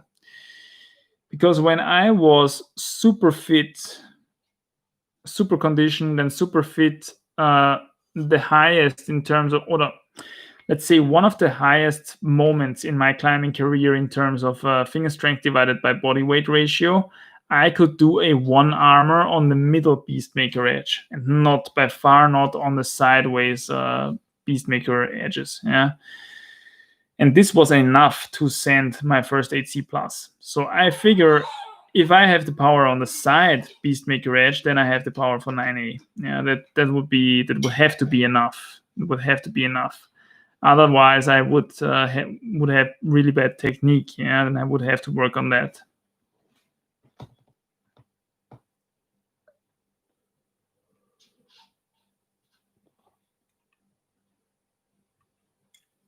No, I'm from Israel. Okay. Jordan Heller, you have sport climbing there in Israel. I heard it's difficult to climb there because you don't have that much crags. But interesting country, I have to say. Yeah, I haven't heard about that as well yet. How is the climbing in Israel? R-Lassie2 says, "Manny, you once made a video on body weight versus Beastmaker slopers. Have you looked more into it? I have big problems with slopers, to the point that I think some people maybe have less sticky sweat." Less sticky sweat. Well, I wouldn't call it less sticky sweat. I would say some people sweat more and some people sweat less on their fingertips. This is definitely true. And a bit of sweat is actually really helpful on the Beastmaker slopers, and probably also on other comparable slopers for that matter. Yeah. Have I looked more into it? The body weight and Beastmaker sloper phenomenon is something that I discovered when I wanted to answer the question for myself why it was so prevalent amongst the climbing community that it seemed to be the case that bigger climbers, heavier climbers, taller climbers very often have comparatively less problems on the 45-degree Beastmaker slopers compared to smaller, shorter, lighter climbers who are much stronger, therefore, compared to these taller, bigger climbers on the small edges of the Beastmaker. And this makes a lot of sense because, again, on the small edges, finger strength divided by body weight counts 100%. On the slopers, though, finger strength divided by body weight does not count 100%. Yeah. So body weight on the slopers is fascinatingly enough something that is a bit helpful. Yeah. Because more body weight is going to allow you to create more friction. And what these side slopers really are all about, these 45-degree slopers, is friction. Yeah. You have to find a way to somehow make your skin stick on this kind of wood. If you can do that, you can hose these holes. It's not even that hard. And then some cheat with a little bit of sweat, some cheat with a little bit of humidity. Sometimes the people have their Beastmaker in their basement, and in the basement there is always super humid conditions, and therefore these slopers are super good for them all the time. Yeah. For others, on the other hand, it's super hard because it's mounted in their living room and there it's super dry. They have completely different conditions there, and they cannot really answer the question to themselves, why is this so hard? Why is this so much harder than for everyone else? Depending on where the Beastmaker hangs, also depending on how it's constructed, okay, not all Beastmakers are equal in terms of smoothness and roughness of the surface of the wood and everything. So these holes are not really standardized. You can't take them for granted. Yeah, just because someone can hold them doesn't mean they are just super much stronger than you. Maybe they have just a more ideal Beastmaker, yeah, or the Beastmaker is hanging in more ideal conditions. What I found is that when I add bonus weight to my body weight, these slopers actually become easier to hold up to a certain degree. And beyond that, of course, if you just keep adding more and more bonus weight, obviously at some point your finger strength goes down or is not strong enough anymore to hold that weight, and then it becomes harder again. But I seem to be a little bit too light to have ideal hanging conditions on these kind of slopers. And if I add a bit of bonus weight, these holds actually become easier to hold, which is kind of a perplex thing when we think about climbing performance. This is why this video is also so interesting. It was such an interesting finding that I had to do a video about it. Yeah.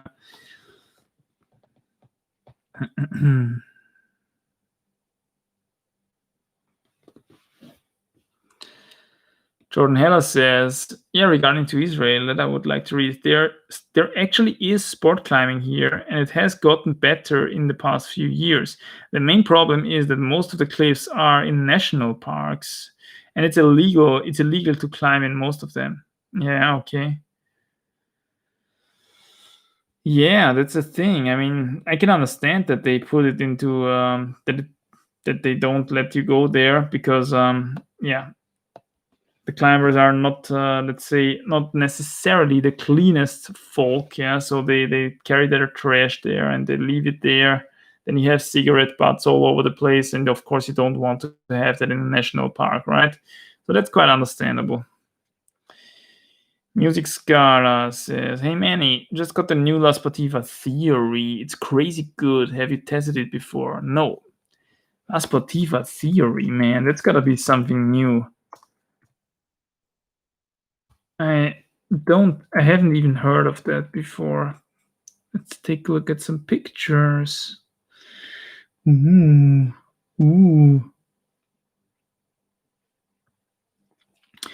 That looks like a high performance boulder weapon or something like that, huh? Fully enclosed heel hook there, nice. Big toe hook rubber patch. Looks a bit like a rubber sock. It's kind of like it seems as if they want to compete here with the bouldering models of Scarpa, huh? A bit at least. But yeah, looks crazy good. Looks like a good shoe. I have never tested it before. Would be interesting to test it out. What kind of rubber did they use? XS Grip 2. Man, yeah, the XS Grip rubber.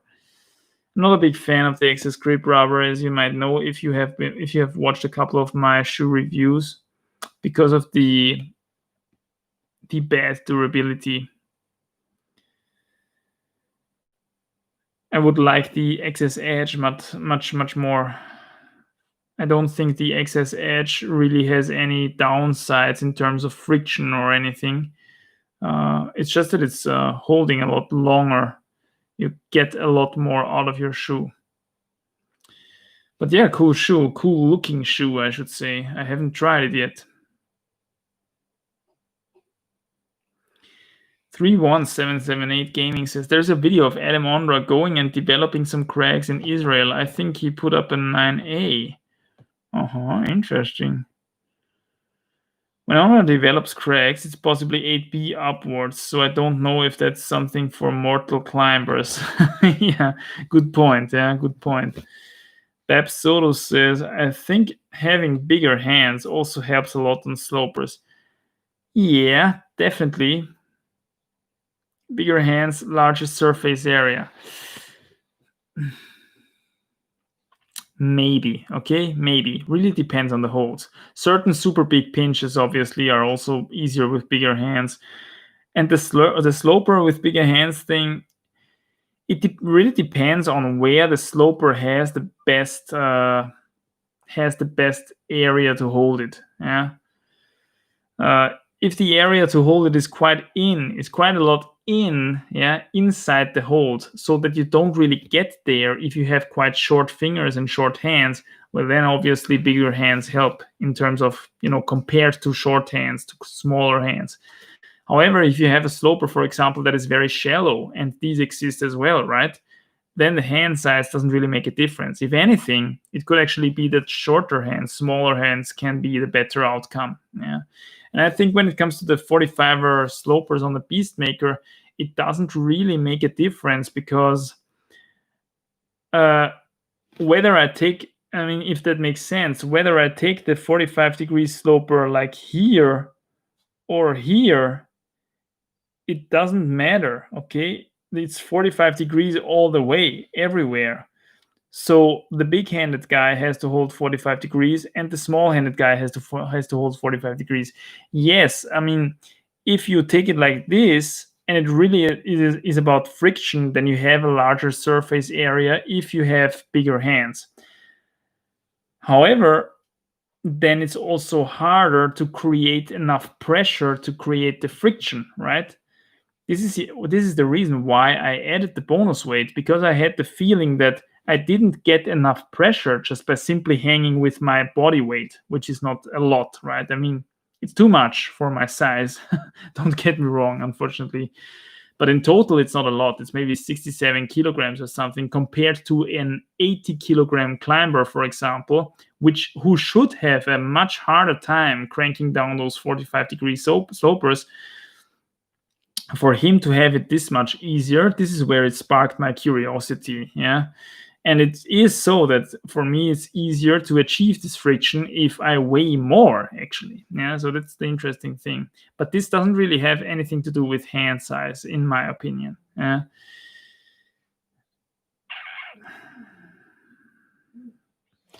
Chili Chat says, I noticed this in my gym too. The Beastmakers upstairs are way easier than the ones on the downstairs. Yeah, I can imagine.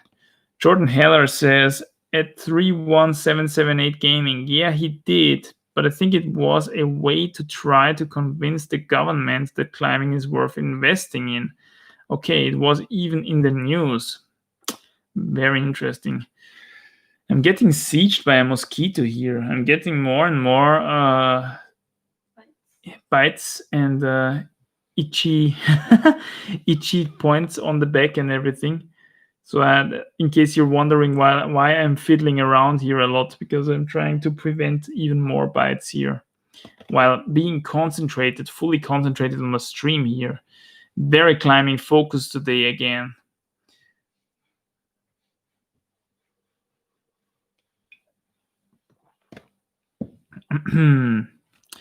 Jean Ramses says, when I train for front split, there's always one of my feet where the toes are pointing up.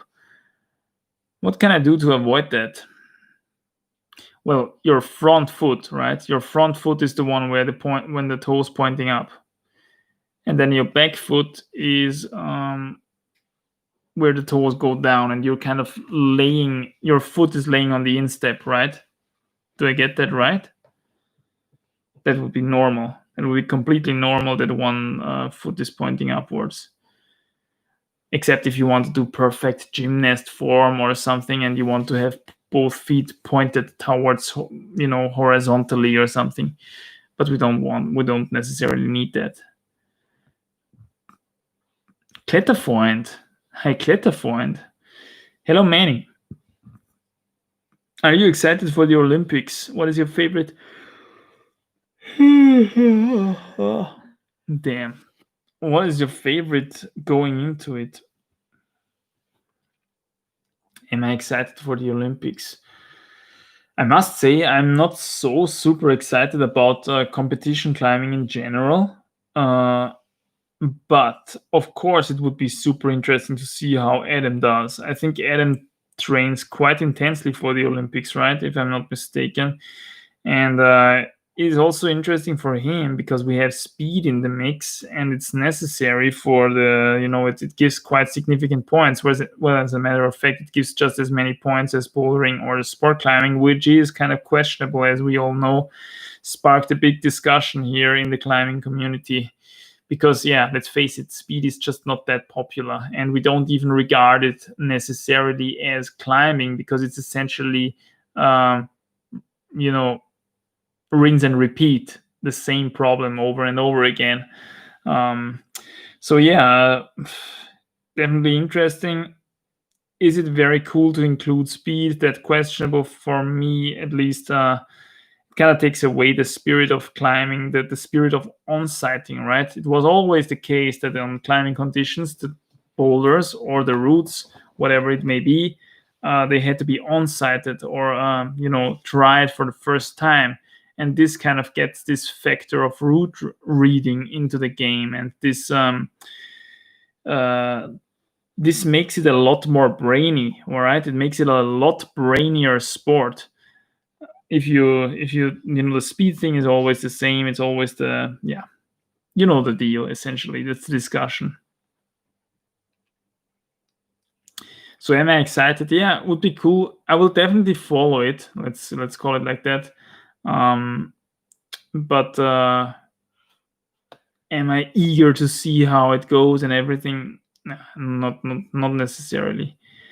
Statom says, "Hey Manny, have you ever considered climbing in Poland?" No. We met a couple of really cool Polish guys. Oh, the mosquito attacks again. Mosquito, be careful, man. I'm gonna catch you.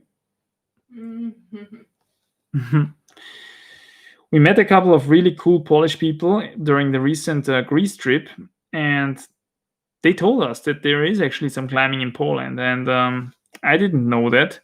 I think it's relatively close to Germany and Czech Republic, I think, and more to the north. It's becoming really flat, and there is not much more. But the stuff that is quite close to the Czech Republic and Germany would be really interesting, obviously. Yeah, and there's always someone writing from the Polish Jura, right? The Polish Jura, like in terms of Franken Jura. So apparently there is something, right? And I would really like to check it out. Yeah, why not? Philip says, I think long fingers are still a disadvantage on many slopers because of leverage. Well, long fingers are a disadvantage because of leverage on any given hold. Yeah, maybe less on slopers, because then you can actually rest your knuckles here still on the hold, right?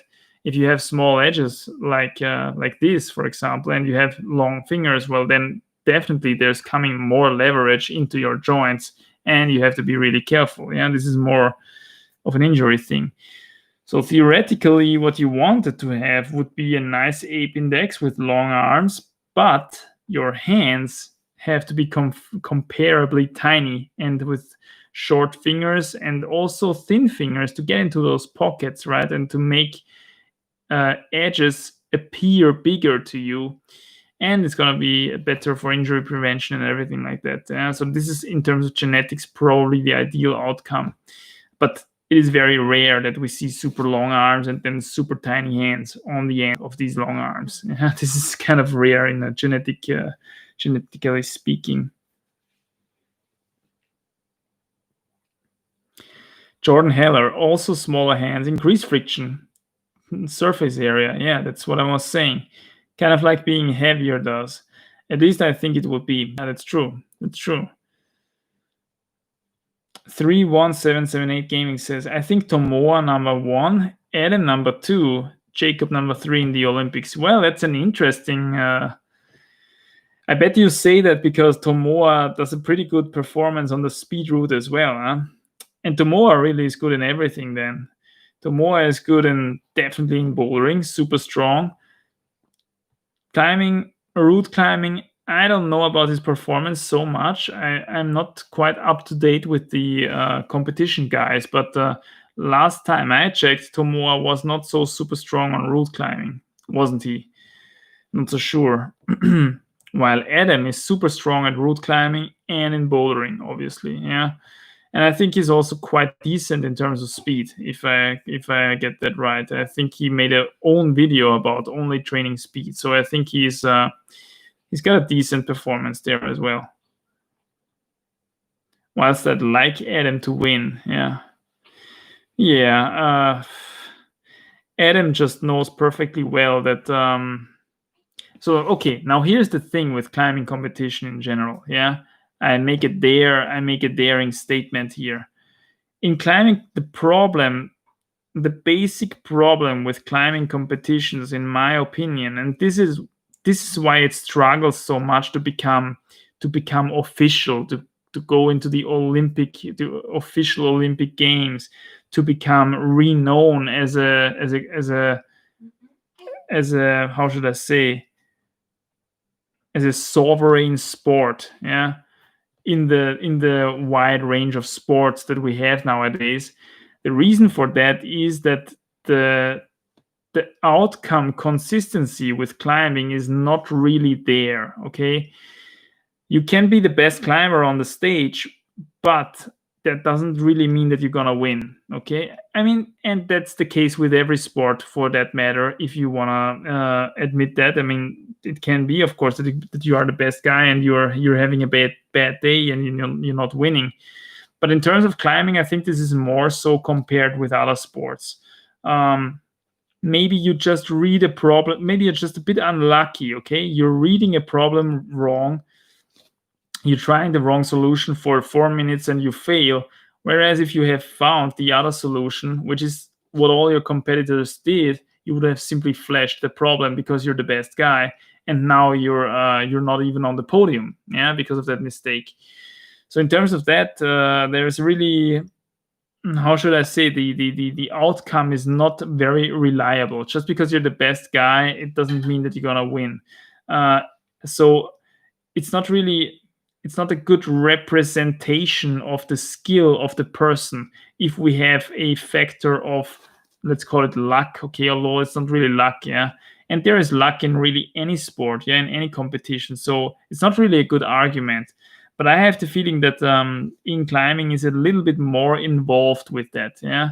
And this is why I feel it has a tough time to compete with those really ingrained official sports where the the outcome is really much more reliable. Yeah, it's much more favoring just simply the best guy. I mean, the best example for this would be 100-meter sprinting, right? This is just a super simple task, super obvious, and probably the best guy on that day on the stage, best guy wins 95% of the time. Yeah, maybe when he's unlucky and he's starting and there's a butterfly flying in his eye or something, and then he gets the next steps wrong and then he loses some speed and then someone else finishes first. But how big is the chance that this is happening? Yeah, with a 100-meter sprinting, you have a really reliable outcome, and the outcome is really likely to display the actual skill of the competitors.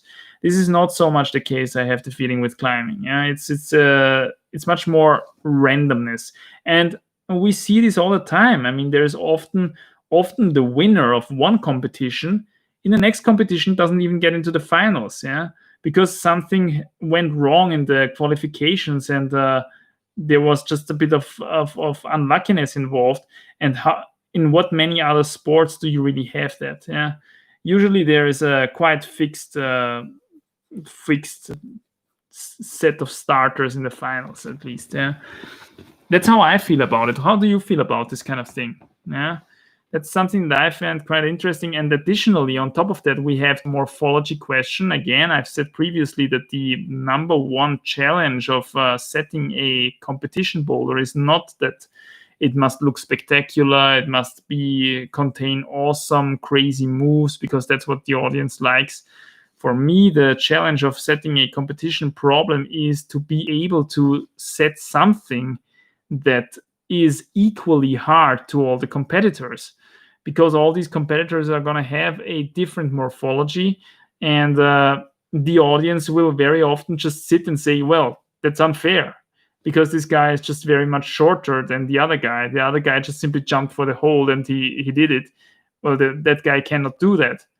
And this way, you get this feeling of unfairness into the game as well, although it might not even be the case. Yeah, because if you're more into climbing, then you know that, especially in competitions where everybody sets problems so that it is equally hard for all competitors, there's usually something that small people, shorter people can do as well to have a good outcome. Yeah, maybe there's another problem set which is more geared towards the short people. But if you're just a viewer on the surface, not really having a lot of idea about the sport, well, the first thing that you're gonna think when you see a big dyno like that, you're gonna think, well, obviously that's a lot easier for bigger people, right? How is that fair?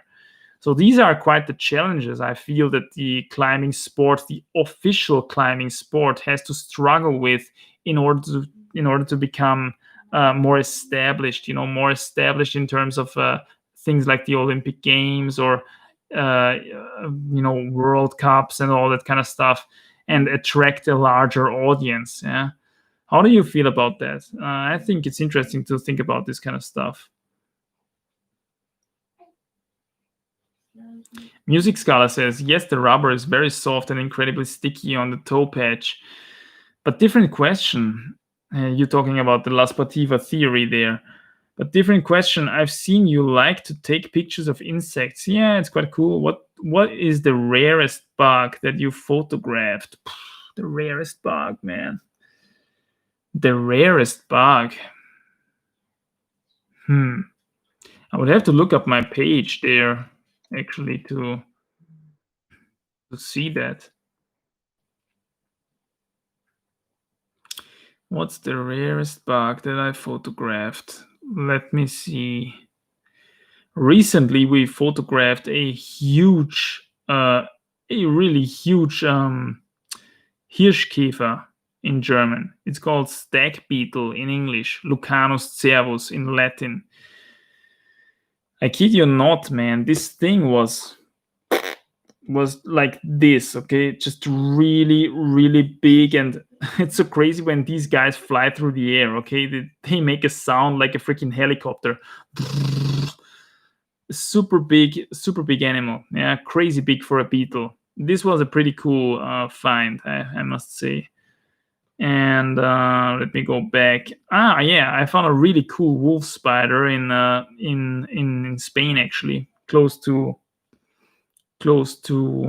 Albarracin, the bouldering area. That was also a really cool find. Big guy like this, and had his back full of little young spiders, as they do it, the wolf spiders. Other than that, let's see here. Let's see. Not really a lot of rare stuff, I must say. There was quite a cool moth that I photographed in Silvretta. It's a garden tiger moth. The garden tiger moth. Maybe this is the rarest one that I ever photographed. It occurs quite in high elevations and has a really interesting pattern on its wings. And I remember we were sitting on these camping chairs for 3 days because obviously the weather was super crap in Silvretta, and we had to sit the time out somehow. And after some time, we noticed that there's these small little balls, placed on the chair. And lo and behold, there was this garden tiger moth coming back to the chair and placing its eggs there, apparently. Yeah. And at one occasion, we actually saw it, and I made a photograph of it. And it's pretty interesting animal. It's a very sensitive bioindicator, in terms of cleanliness of the environment and everything. So it is obviously becoming quite rare nowadays because, the conditions don't get better for a lot of these animals. So that might be the rarest bug that I have in my collection there.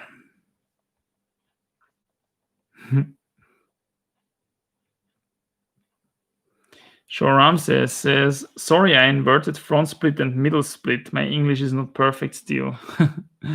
Okay. So the middle split, that is basically the normal. For me, on the little split, both toes essentially look up. Yeah, both feet look up.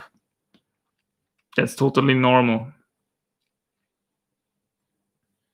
I mean, if you get really good at it, you can actually can lean to the front, and then your feet point towards the front at some point. Yeah. So this is it's hip rotation, hip flexibility. Yeah.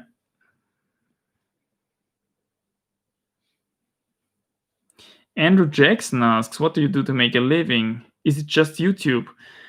At the moment, it's just YouTube, because the climbing gym that I usually work at is in the summer break because it's getting super warm there. And for now, only people who have a gym membership card can actually access the gym, because there is just simply not enough traffic of other people to open it, to make the opening full-time profitable. Yeah. So what we did is we simply closed it apart from gym members. And before that, there was actually the big C thing, which was why the gym was closed then as well, which is what happened during the big Greece trip, during the recent Greece trip. And there I already did basically only YouTube as well. The thing is, I made a couple of really, really good videos in the past, and a lot of these videos get still a lot of views because the content is quite informative still. And good content like this doesn't really get out of date. It's getting viewed and viewed again.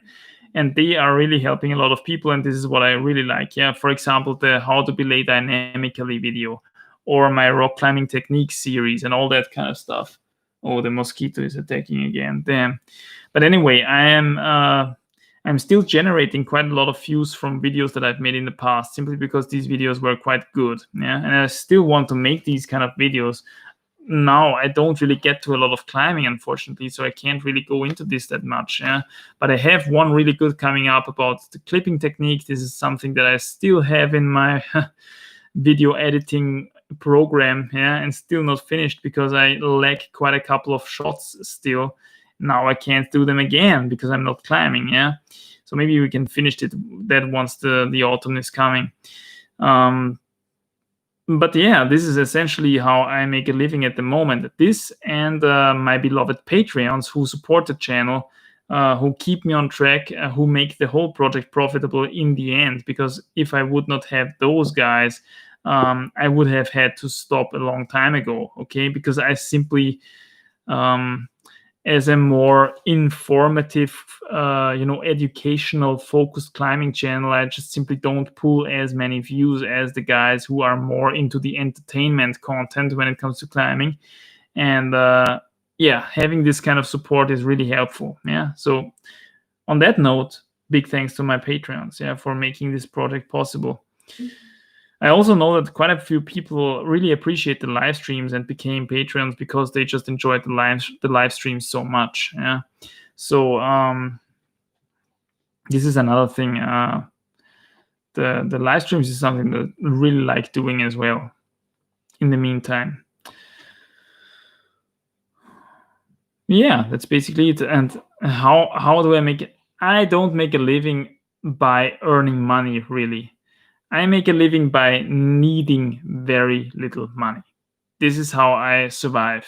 This is how I always survived. I need very, very little money. I'm a very modest guy.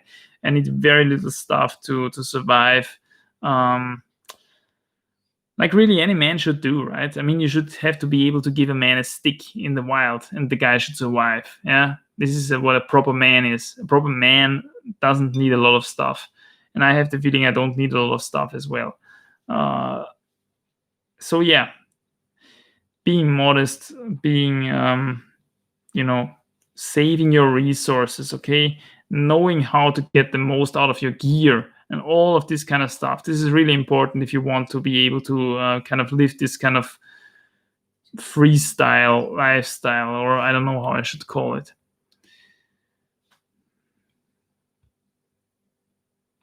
Chili Chat says, I agree, but a certain amount of randomness is what makes sport interesting. Absolutely. Absolutely. This is what I meant. Yeah, we have this kind of randomness in any sport out there, obviously, but in some sports more than in others. And I feel that climbing is really a lot on the more than in others side of the spectrum. Yeah. Babs Soto said, it would be cool. It would be cool to see more outdoor climbing competitions like the Hueco Rock Rodeo. Yeah, why not? This is also something that I find really interesting because with the modern competitions, we really get a, how is it called? A Stichprobe.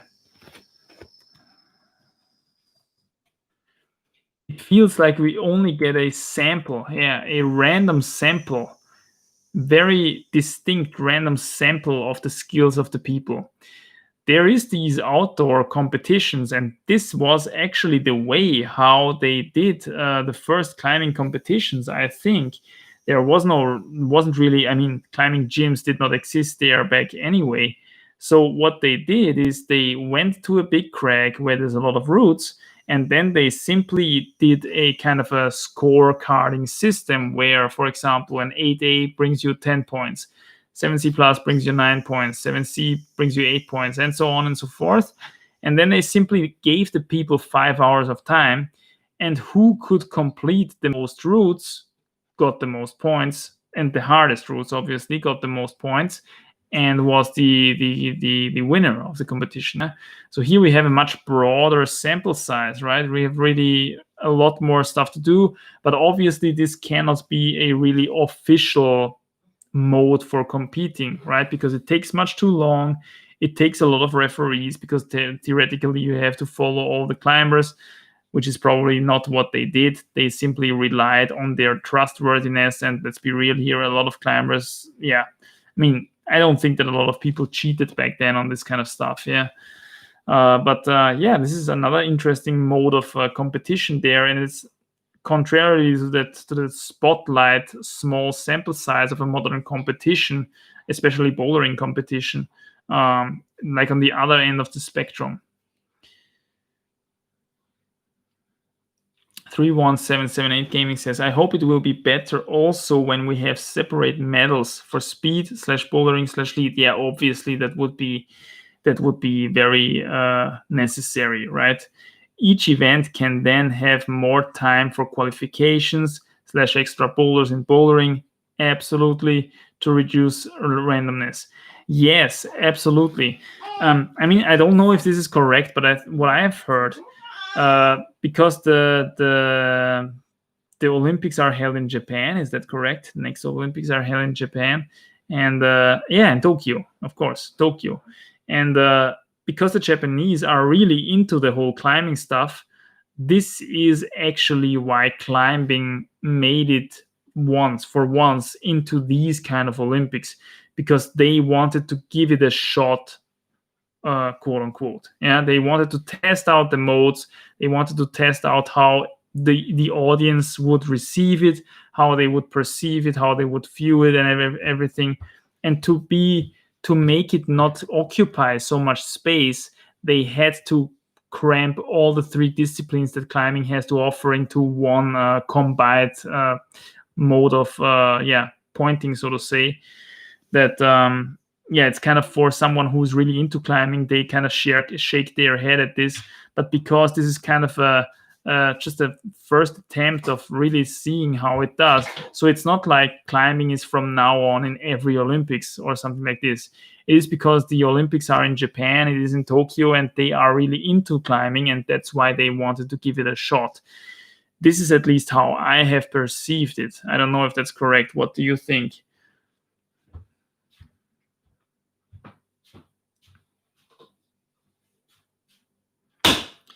At least in climbing, we don't have style / technique points and judges who make them subjective, like in figure skating, snowboarding, etc. Good point, yeah. Good point. Jean Ramsey says, yeah, but this is only one of my feet that look up. This is unsymmetrical. Okay, in the middle split. Yeah, that could be hip rotation. It could be that you are a little bit more hip in terms of hip rotation, a little bit more flexible on one side compared to the other side. And this foot is then looking more up, because it resists more you leaning forward. But this is just a very vague guess, okay? Try to stay symmetrical when you do the stretch. Yeah, this is most important. Stay symmetrical and try to increase your range of motion slowly and only in a symmetrical way. Just because you can lean forward and one foot goes a lot more than the other doesn't mean you have to push it to this level all the time. Just push it to a level where both of your feet can still stay symmetrical. Oh, the little one is awake again. Mm-hmm. So I'm gonna answer the last couple of questions here today. I think we're already going for 2 hours. Amazing stream.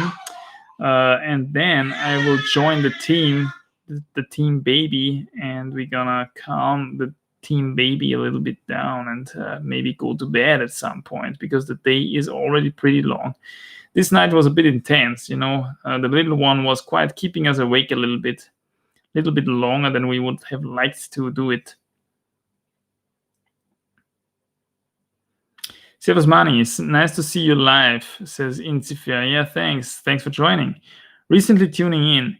Every time enjoying your talks. One question, do you plan to have a second version of your nutrition book? I read the one as ebook.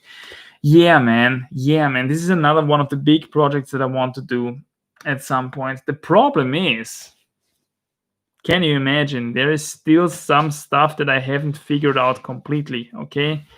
I've been trying a couple of experiments over the last couple of years, actually, since going off of the vegan path. Tried keto stuff, tried even something that's going more into a carnivore style stuff, tried a couple of stuff. Yeah, there's still some stuff that I want to figure out completely. I don't want to make the mistake again that I publish something that later should turn out to be wrong. I mean, not a lot of stuff is actually wrong that I said in this first book of mine, but it was like put in the wrong context, okay? I mean, carbs are awesome, for example. Carbs are awesome and absolutely necessary for climbing performance, but I should have made the distinction between athletic performance and health, okay? This is something completely different. Yes, if you want to have athletic performance, then you want to be as shredded and lean as possible, especially when we're talking about a weight-dependent sport like climbing is, very much so, yeah? But does this mean that it is super healthy? Is it healthy to have 7, 6, 5% body fat? Probably not, okay? Probably not if you want to have something that is going into the direction of optimal health, optimal longevity. Then it should turn out that carbs play a less and less important role. You don't have to avoid them or throw them out completely, yeah? I'm not a big fan of keto. I've said it repeatedly, but there is a distinction to be made between health and athletic performance. Yeah, that's what I want to say here. And this is something that I should have pointed out, for example, in this first book of mine, where I put those two different things on an equal pedestal. Okay, I thought that everything that is super athletic is also super healthy at the same time. Must be like that, right? Yeah, this is intuitive, but it's not the truth. It's just simply not the truth, not reality. Especially on weight-dependent sports.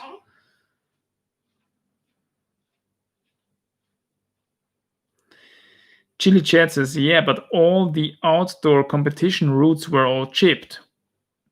Really? I think that's not necessarily the case. In some areas, maybe. Pretty sure climbing is going to be in the future Olympics, in all future Olympics. Okay. I know in 2024, speed climbing will be separate from bouldering and lead. Okay, interesting. Didn't hear that so far. Another news to me. Thanks for updating me on that. Although it would be nice in theory that climbing will get multiple different medals, I think that climbers like Adam, who would probably compete in multiple disciplines, need time to recover more. Yeah. Because the Olympics is only around 1 week. Okay, yeah, that would make sense. But I mean, they now have this kind of pressure for recovery as well, right? Just because the disciplines are cramped together, they don't have more time to recover, if I get that right. And any advice for people that are notorious for falling on the very last move, so not necessarily the crux move of a boulder? Yeah, maybe you have to get rid of your fear of success, could be one thing. Another thing could be more endurance. Breathe constantly. Don't get nervous just because you're above the crux, okay? It doesn't mean that you send. Stay calm. Take it to the end. Yeah, there's a couple of things maybe. Yeah, there's a couple of things you could do. Tokyo will have qualifications, then finals with one rest day in between. All disciplines in one day. Yeah, that's quite an intense program. Guys, I must say that was an awesome stream. We got a lot to talk about. Very climbing focused as well. If you enjoyed it, don't forget to drop a like. I would very much appreciate that because it helps the stream to grow. It helps it with the algorithm and everything. And we have ambitious goals, as you know. We need 1,000 subscribers to enable those super chats, and we need 4,000 hours of watch time. So yeah, that's it for this stream. I thank you very much for joining. 2 hours and 13 minutes. Quite a long stream again. I'm already quite the little one has hiccups. I'm already quite tired, I must say, and the voice is already cracking. So yeah, I appreciate you joining. I hope you had a great time. Good night. I think we're gonna go to bed now finally and have a bit of rest. Yeah, and see you next time. Yeah. So far, same time, same place, Sunday. This time 9 p.m. GMT +2. Okay, we delayed it 1 hour to the back because I feel that this is time-wise a little bit more ideal for us. I hope for you too. And yeah, thanks. Have a great one. Stay strong. Keep crushing. I'll see you guys next time. Bye.